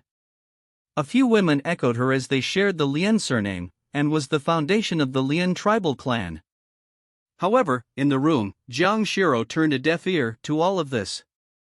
Yuner, where did you go? Why aren't you back? Jiang Shiro was in a daze. Although she knew her hopes were slim, she still refused to believe that Yiyun had died. Chapter 57, Lian Xingyu's Evil Motives. At this time, the Lian tribal clan patriarch compound. Zhao Taizhu ran in, and excitedly reported the situation of Yiyun's house to Lian Xingyu. Young Master Lian sure has the best plans. Yiyun's house is now totally covered with dung, ha ha ha. Zhao Taizhu laughed and Lian Xingyu just replied with a silent as he waved his hands saying, leave, and occasionally pay attention to Jiang Shiro's house, and report to me anytime. Yes, yes. This little one will be going. Zhao Taizhu accepted his orders as he bowed while retreating out of the house. Zhao Taizhu was in a good mood. He felt that Lian Xingyu was beginning to grow fond of him, for he was giving him tasks to do. After Zhao Taizhu left, Lian Xingyu calmly poured a cup of tea for himself. He then filled another cup to the brim. At this time, from inside the back room came out a yellow-robed elder. He laughed as he picked up the teacup Lian Xingyu had filled, and took a sip. This elder was the Lian tribal clan's patriarch. Xingyu, you have done well regarding this matter. I've really grown old, shook the elder's head. For the past few months, every matter of the Lian tribal clan was dealt with by Lian Xingyu. Lian Xingyu had used the strong men to refine the desolate bones, worrying the yellow-robed elder, since there would be deaths caused by the refinement of the desolate bones. And with the starvation, it was a matter of time before the people began to riot. Even if Lian Xingyu used the blood-thinning pill to draw out the potential of those people's lives, and stabilize their condition, it was an unsustainable method as it overdrafted their life force. In a few days, those people would grow sick again and die. When the matter was exposed, the Lien tribal clan would come under unprecedented pressure. If not handled properly, it would cause a riot amongst the people. It would cause loss of lives, and could affect the refinement of the desolate bones. The consequences would be disastrous. But the yellow-robed elder could not believe that Lien Xingyu had pushed all the blame to the dead Yun before the illness broke out. If so, even if the strong men who were refining the desolate bones died, no one would become suspicious. They would all believe that Yun had initially contracted a strange illness and had been possessed. Yun spread his strange illness to the other men who were refining the desolate bones. This illness would later become an epidemic plague. Also, Yun's possession would give an ominous omen to the tribe. At that point, the people would believe that Yun had caused the deaths of everyone. As such, the people would only hate Yun and not hate Lien Xingyu. And there would be new strong men willing to carry on refining the desolate bones, and everything would be perfect. This was the main reason for Lien Xingyu's direction of the matter. It could be said as killing two birds with one stone. Not only would he be able to affirm himself as the number one genius in the tribe with absolute authority, he could also ensure the smooth refining of the desolate bones. It's just some small tricks. Grandpa has thought too highly, said Lien Xingyu casually. Based on the frost python's toxin and the effects of the blood thinning pill, in about 3 to 5 days, those who were refining the desolate bones would die. At that time, the people would be angry. They wouldn't just simply throw dung at Yun's house, they would probably directly burn the house down. As Lien Xingyu said it, he took a sip of tea and gently wiped his mouth with a handkerchief. His movement was extremely graceful. He was the only person in the Lien tribal clan who continuously maintained the style of an aristocrat. He was born in the Cloud Wilderness, although the young masters of the Cloud Wilderness had a higher standing, but which of them followed the aristocratic style? But Lien Xingyu was different. He had learned the manners of the aristocrats from Yao Yuan, and ensured that he followed those protocols all the time. Because he thought that he was fated to one day be one of the upper class, and even be among the upper echelon of the kingdom, and attending the banquets of the kingdom. He did not want to be ridiculed by the upper class people as a Cloud Wilderness brat. He wanted people to know that although he was born from the Cloud Wilderness, he could also do everything equally well. It's such a pity I didn't get to see Yun's corpse with my own eyes, Lien Xingyu said with thoughts in his head. Xingyu, you worry too much. Do you think the kid can still survive under such conditions? Besides the lack of a cure for the frost python toxin, simply falling several tens of meters down a cliff would have broken a person's body. Furthermore, the East River's flow is extremely fast. There is even a waterfall downstream, so even the best swimmers would either die from the fall or from drowning. The patriarch was not worried one bit. Lien Xingyu nodded his head. Yes, Grandpa is right. Yun just began practicing martial arts, and hasn't even reached the Valiant realm. There's no chance he can avoid that. Lien Xingyu placed his teacup down. Yun may be dead, but his sister was still around. After this disaster, and having her house plastered with cow dung, and burnt down, she would have nowhere to go. She was even hated by everyone in the Lien tribal clan, except himself, who would be willing to have her under their wings. When he thought of that, a smile formed on Lien Xingyu's lips. This girl would fall into his hands sooner or later. Letting her suffer a little would temper her attitude, making her more docile. Whatever he said would be what it was. Yun. You made me lose face in front of Lord Zhang. Killing you and then enjoying your sister can only be considered fair. With you dead, I'm actually saving your sister. In the future, she will obediently listen to me. You can rest easy in the netherworld. And when I make my meteoric rise, I will let her be one of my concubines, and will not abandon her. It was finally dark, but the few brave children were still extremely dedicated. They did not leave even in complete darkness till the entire pile of cow dung was thrown. Not only Jiang Xiao's door and walls had been smeared, even the foundations were buried in a small pile of dung. Well done! Lian Suihua clapped her hands. She had originally wanted to touch the boys' heads as an encouragement, but she realized they were dirty and retracted her hand. Come to Aunt Suihua tomorrow, Aunt Suihua will give you sweets to eat. These sweets were of course from Lianxingyu. In the Lian tribal clan, sweets were a rare thing. When the kids heard that there would be sweets, their eyes lit up. All right, we will carry on throwing cow dung tomorrow. Will there be sweets then too? Yes, of course there will be, laughed Lian Suihua. Not only will there be sweets, by throwing the cow dung, you have driven the evil away, saving everyone. Yes, we saved everyone, said a bigger child proudly. We are heroes, another child echoed. Children at this age all had dreams of being heroes. They wanted to be a warrior that flew through the skies, for that would be very impressive. At this time, there were a pair of dark eyes in the grass watching all this. These were Yi Yun's eyes. He had figured the details of what happened from the conversations of the children and villagers. Thus, Yi Yun had also guessed this was planned by Lianxingyu. He clenched his fists and a sense of killing intent flashed in his eyes. Chapter 58, Returning Home. With the plague as an excuse, the blame was pushed to him. Such a move was too vile. And with the intelligence of the villagers, there was no way for them to see through it. How would they know about the pill that could overdraft their vitality? How would they know that desolate bones had toxins that could kill when refined? There were many among them that had not even heard of desolate bones just 2 months ago.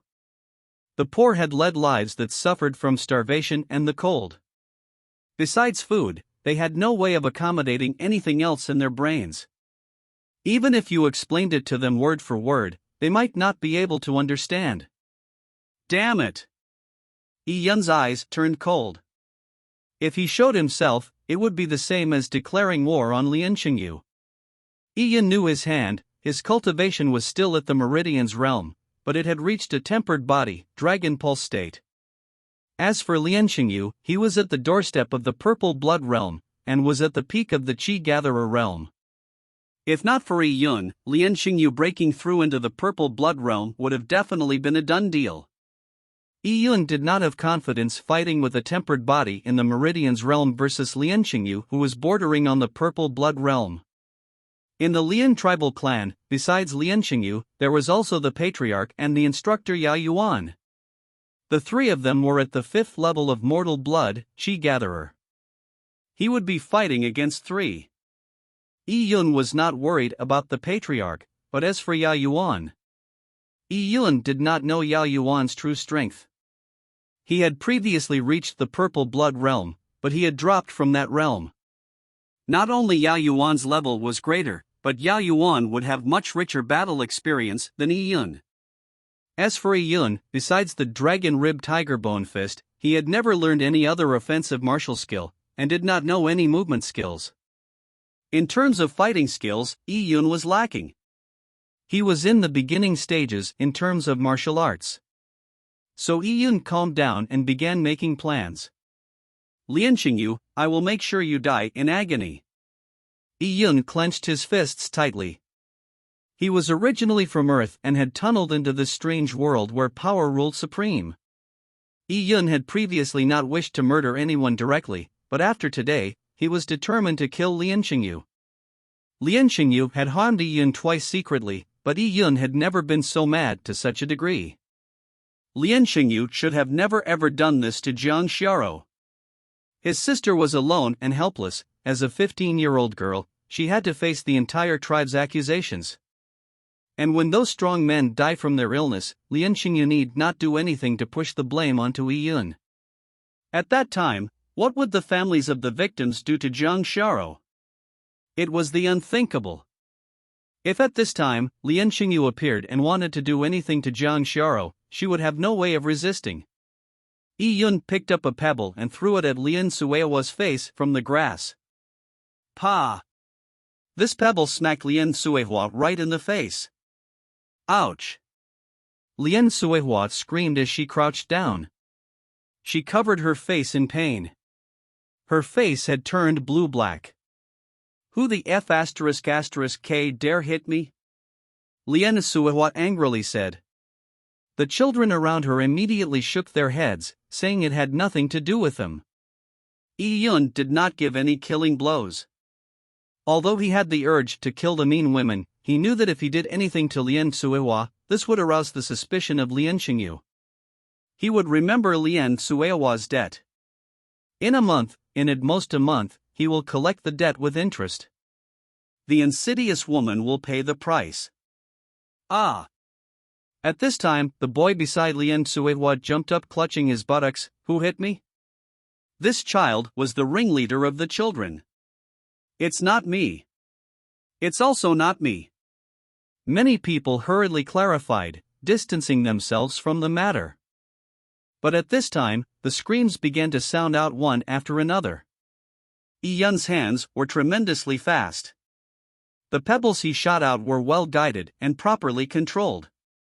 The moment the pebble hit the child, it would bounce off and disappear into the night.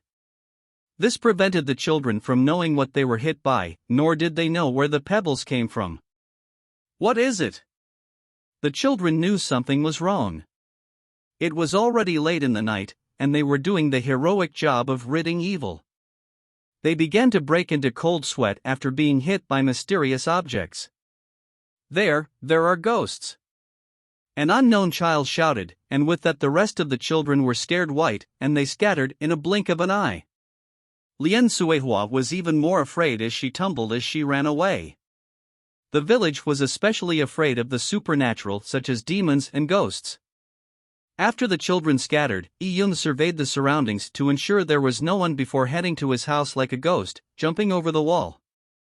The courtyard was filled with cow dung, but Yi Yun had already reached the Meridian's realm, and had achieved a tempered body, so he was the same as a kung fu master. With one breath, he had crossed the entire sea of dung. Yi Yun crossed the yard without sullying his shoes. He pushed the void, and a gust of wind blew forward, pushing the door open, and Yi Yun stepped into the house. Right in front of the house was the stove. There was no light, so it was pitch black. But in the bedroom, the window had been smashed through by cow dung, letting in some moonlight. Yi Yun could clearly see Jiang Shiro's thin figure under the moonlight. Her face, her shoulders gave people the urge to give her infinite love. Who? Jiang Shiro had descended into grief and anxiety after Yi Yun disappeared. But she was still extremely alert. The moment she heard noises, she would grab the arrow by her side. Jiang Shiro was an unyielding girl. She constantly strived to become stronger, but her living circumstances made her have given her the thoughts that without a man in the house, life would be sad. With her brother around, her life revolved around him. Without her brother, she had lost her spiritual column of support. And a girl living alone in the vast wilderness would be bound to be the subject of bullying.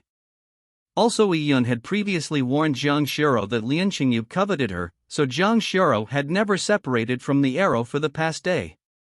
"Sis, it's me, Yuner," Yi Yun said with a trembling voice as he looked at the house filled with dung. Seeing Jiang Shiro in the middle of the mess, he could only feel a lump come up his throat, urging him to cry. Jiang Shiro was stunned.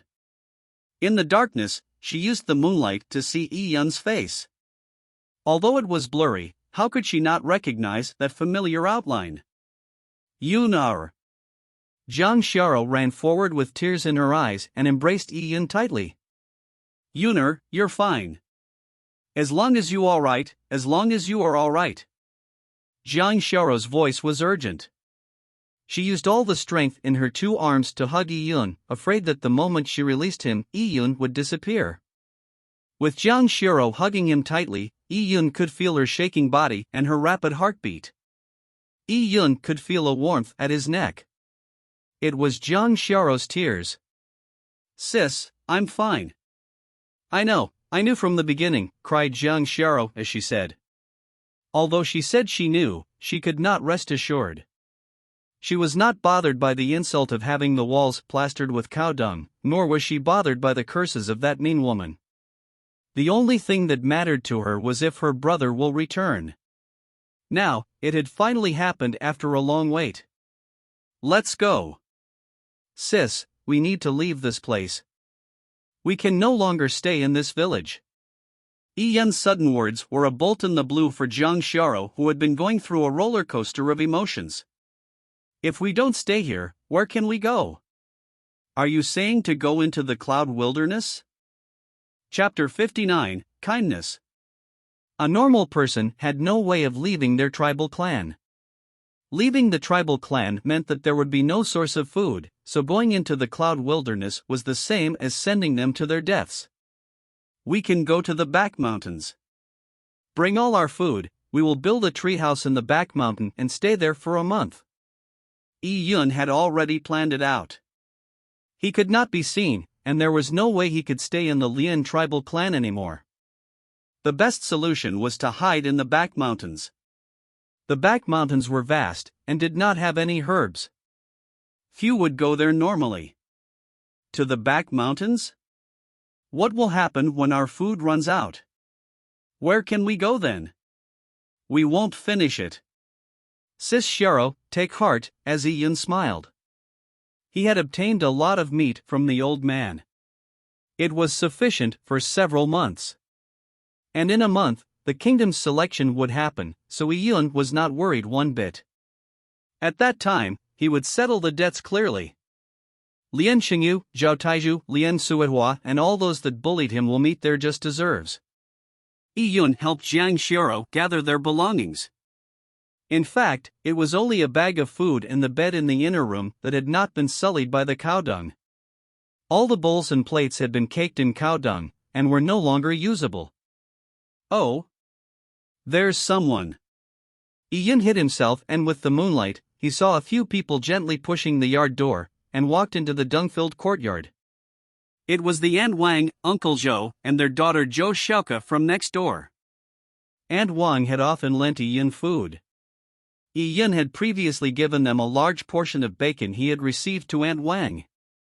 Aunt Wang's daughter Zhou Xiaoke was about the same age as Ian, and had followed him all around when they were young.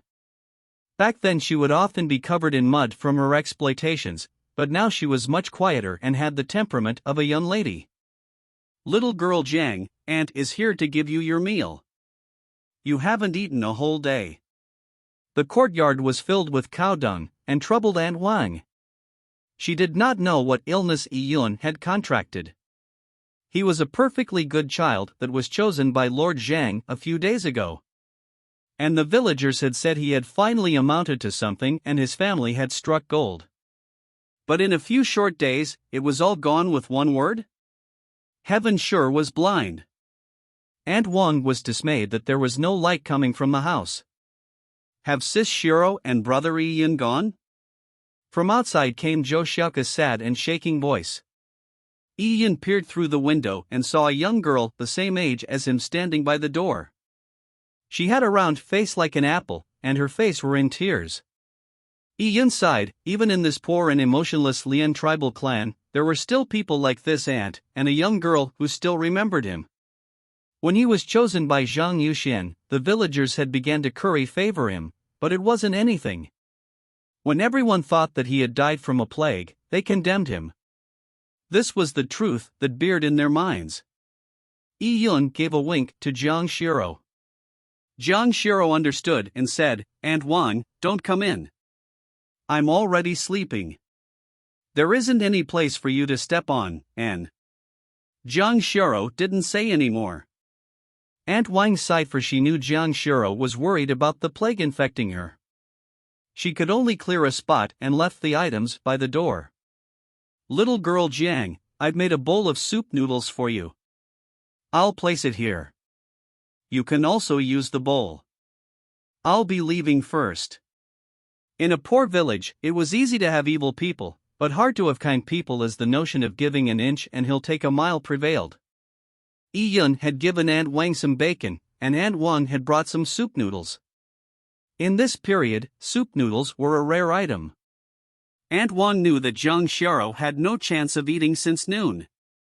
As her house was bombarded by cow dung, how could she make a meal? Aunt Wang placed the soup noodles down and said, Let's go. Aunt Wang pulled the tearing Zhou Shouka and together with Uncle Zhou, closed the yard door, and left the yard. Uncle Zhou was a dull man, and did not speak a word. He had some strength, allowing their family to get by. After Aunt Wang left, Yun came to the yard and brought the bowl of hot soup noodles in. This soup noodles was different from those from Earth. It was handmade. Each short and thick noodle had the imprints of Aunt Wang's. In the future, I'll repay them. Those who harmed me, I'll remember it. Those who were good to me, I'll remember it. Yun said that in his heart and brought Jiang Shiro away into the mountains. Deep in the night, Yun and Jiang Shiro came to the back mountains. This was a spot Yun had specifically chosen. It was well hidden and near a water source. There was also a large tree, suitable for building a treehouse. It was already deep in winter, and the chill in the mountains were worse. White frost bits crystallized on the rocks. Each breath blew out a white mist. Jiang Shiro's face was red from the cold. She shrank her body and kept rubbing her hands as a thin layer of goosebumps appeared on her skin. Even a strong man, not to mention a 15-year-old girl, wouldn't be able to survive in the deep mountains for one winter night. They were bound to catch a chill the second day after sleeping. They only had one bedding, which was not enough back home. Now in the cold mountains, it was even worse. Yuner, it's too cold. We won't last more than a few days. Jiang Shiro was confused. They had left their house in a spur. Although the house was in shambles, it could still keep out the cold. How were they to survive in the mountains? The future seemed to be dark. How could they survive? Yun laughed. Sis Shiro, don't worry. Yun went to the back a huge boulder and took out a pile of firewood. When he separated from Old Man Su, the sky was still bright. He could not return to the village, so he had roughly prepared a temporary foothold. The firewood was also prepared at that time. Yuner, Jiang Shiro was surprised. At this time, Yun had sparked the fire starters, setting the wood on fire. In a moment, a flame began burning as hot air began to rise. The frost on the surrounding rocks began to melt and Jiang Shiro felt some warmth. In such desperate times, a tiny bit of warmth gave Jiang Shiro hope. Sis, look at what this is. Yun laughed as he took out a big bag from behind the boulder and unwrapped it. Jiang Shiro took a curious look, and when she saw its contents, she was stunned. In the bag was food. There were meat, vegetables, and even wild fruits. The meat accounted for a large proportion. They were all cut up with their fur removed. They were all fresh meat and when put together would weigh more than 200 pounds. Yuner, where did you get that from? Jiang Shiro looked with disbelief at Yun. Meat was rich in fat and was a high-calorie food. In poor environments, meat was a lifesaver. Sis Shiro, don't ask. I'll promise you that in the future, I'll ensure a comfortable life for you. Our tough days are over. Whoever bullied us, we will return it 100 times. Yun's voice carried a hint of killing intent. After training for 2 months, just like his strength, Yun slowly became more and more ruthless and resolute. In this world, the strong preyed on the weak. There was no rule of the law. Using the values from Earth to interact with others was the same as courting death. Now, if not for the purple crystal's help, he would have long been forced to the wall. Sis Shiro, look well. Today, I'll let Sis Shiro eat the most delicious foods. Chapter 60, Bliss. The most delicious foods. Jiang Shiro looked at Yun in a daze. In the dark night, her eyes were sparkling. She felt that everything that happened that night was like a dream. Sis Shiro, you just have to wait to eat. Yun began to focus. He had prepared uncountable number of meals in his life, but he had never focused as much effort as this one meal. Yun had received an entire set of cooking apparatus and condiments from Old Man Su. He had even obtained some of the vintage wine. It was sufficient for him to fully express his culinary skills. Water was added to the pot with the processed ingredients, together with the meat, seasoning, flavoring, soup stock oil. Yi Yun was meticulous in his every step. And he did many dishes simultaneously. As a dish was being cooked, he was already preparing another. The cutting board was a clean tree stump. The knife also came from Old Man Su. After obtaining a tempered body, Yi Yun's strength increased. His knife work was superb. The ingredients were cut as thin as the wings of dragonflies and his speed was unrelenting. By the side, using the fire's illumination, Jiang Xiaoro was stunned by Yi Yun's knife work. When did her brother become so powerful? In order for Jiang Xiaoro to eat a good meal, Yi Yun had made a few dishes that needed complex steps. Even on Earth, these dishes needed Yi Yun's care and attention as it required many steps, and he was not a professional chef. A mistake or two would make the dish lose its perfection. But now, with Yi Yun reaching the Meridian's realm, his brain's channels had been cleared and energy entered his brain, making his thinking sharp. So he was able to do 3 dishes simultaneously without missing a beat in the steps needed for each dish. With one dish done, it was ladled out, and another dish was prepared. It was all done with clockwork. And Jiang Xiaoro had already completely froze. The aromas that attacked her nostrils opened up her appetite. Jiang Xiaoro seldom saw a few pieces of bacon, so when could she have the chance to see such top-class cuisine? Yi Yun's dishes were all made of the best desolate meat. From Old Man Su's stature and gluttony, he would not keep anything less than desolate meat. And even among the desolate meat, only the finest were kept. Besides, the various condiments Old Man Su had left behind were all expensive items.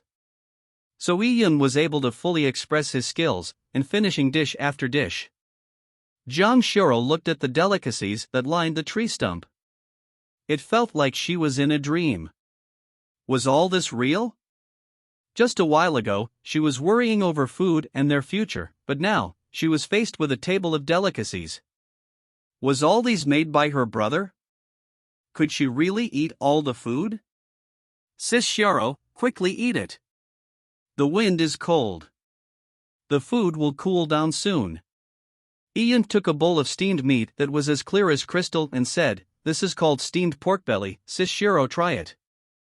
On Earth, normal pork belly tasted great when made into steamed pork belly, but using desolate meat for steamed pork belly made it even better. Yi Yun picked a piece of steamed pork belly and served it to Jiang Xiaoro's lips. It was always her feeding Yi Yun, but today, the roles were reversed. Jiang Xiaoro was not used to it and her face turned red as she opened her mouth to take a small bite. The moment the meat entered her mouth, it melted into an aromatic and delicious flavor. It was not greasy, and with the faint flavor of rice, it was extremely memorable. Jiang Xiaoro could not believe that there was something that delicious in this world. People who have been starving for extended periods of time would find a bowl of soup noodles a delicacy. What's more, this dish could rival even the best dishes on earth with the excellent desolate meat. Jiang Xiaoro felt as if her tongue could no longer move. It was too delicious. The taste was something she had never tried before, nor had she ever thought about it. When she was young, Jiang Xiaoro came from a wealthy family, but she was still young then. She was only obsessed with snacks and did not learn to appreciate food. Having only interest in sweets and having never starved, she never knew that fish and meat was that delicious. Hongqiao rou, salt-baked chicken, scalded vegetables, desolate bone vegetable soup. Yi Yun introduced his dishes one by one. Old Man Su had left behind some vegetables, so he had fried it with some meat. China's traditional cuisine with the ingredients from the strange world made the taste even better. Even picky as he was with his food, the glutton Yi Yun felt it was perfect. Jiang Xiaoro ate it so fast that she almost swallowed her tongue. Eating such a meal was the same as a dream. And the dishes would give a strong warm feeling when it entered the stomach.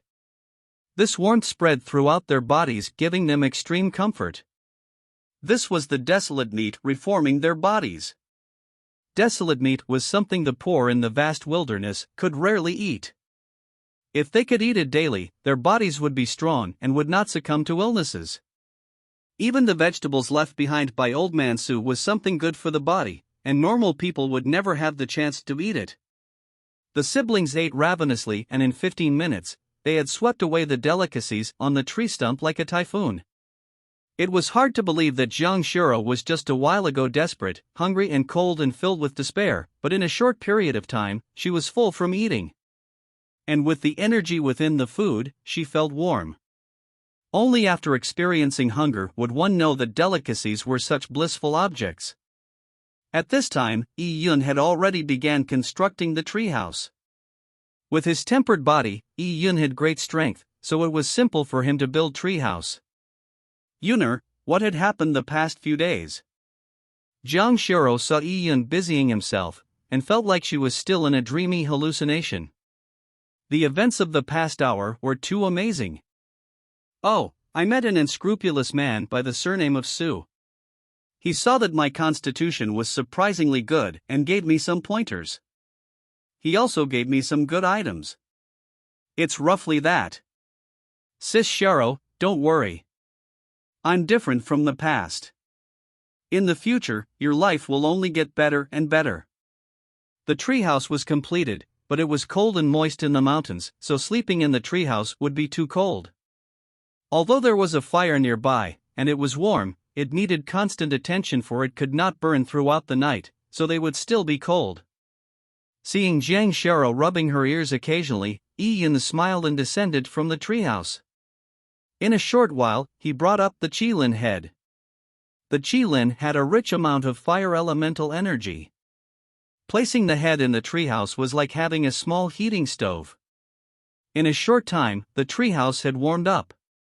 Yi Yun had brought in too many surprises this night, so Jiang Shiro decided against asking.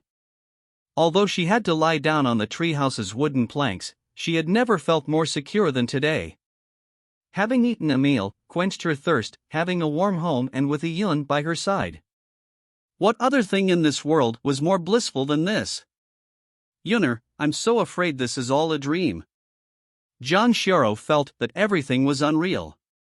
She feared sleeping, afraid that if she closed her eyes and opened them, she will find herself in that cold empty house with nothing but dirty cow dung, and the bad news of Yi Yun having died from an illness. It's not a dream. Sis, just sleep, I'll protect you. Yi Yun sat on a log bed beside her and held Jiang Shiro's hand. After feeling the heat from Yi Yun's palm, Jiang Shiro obtained a peace of mind. This warm touch allowed the tiredness to overwhelm her. Although she was unwilling to sleep, slowly she lost consciousness and fell asleep.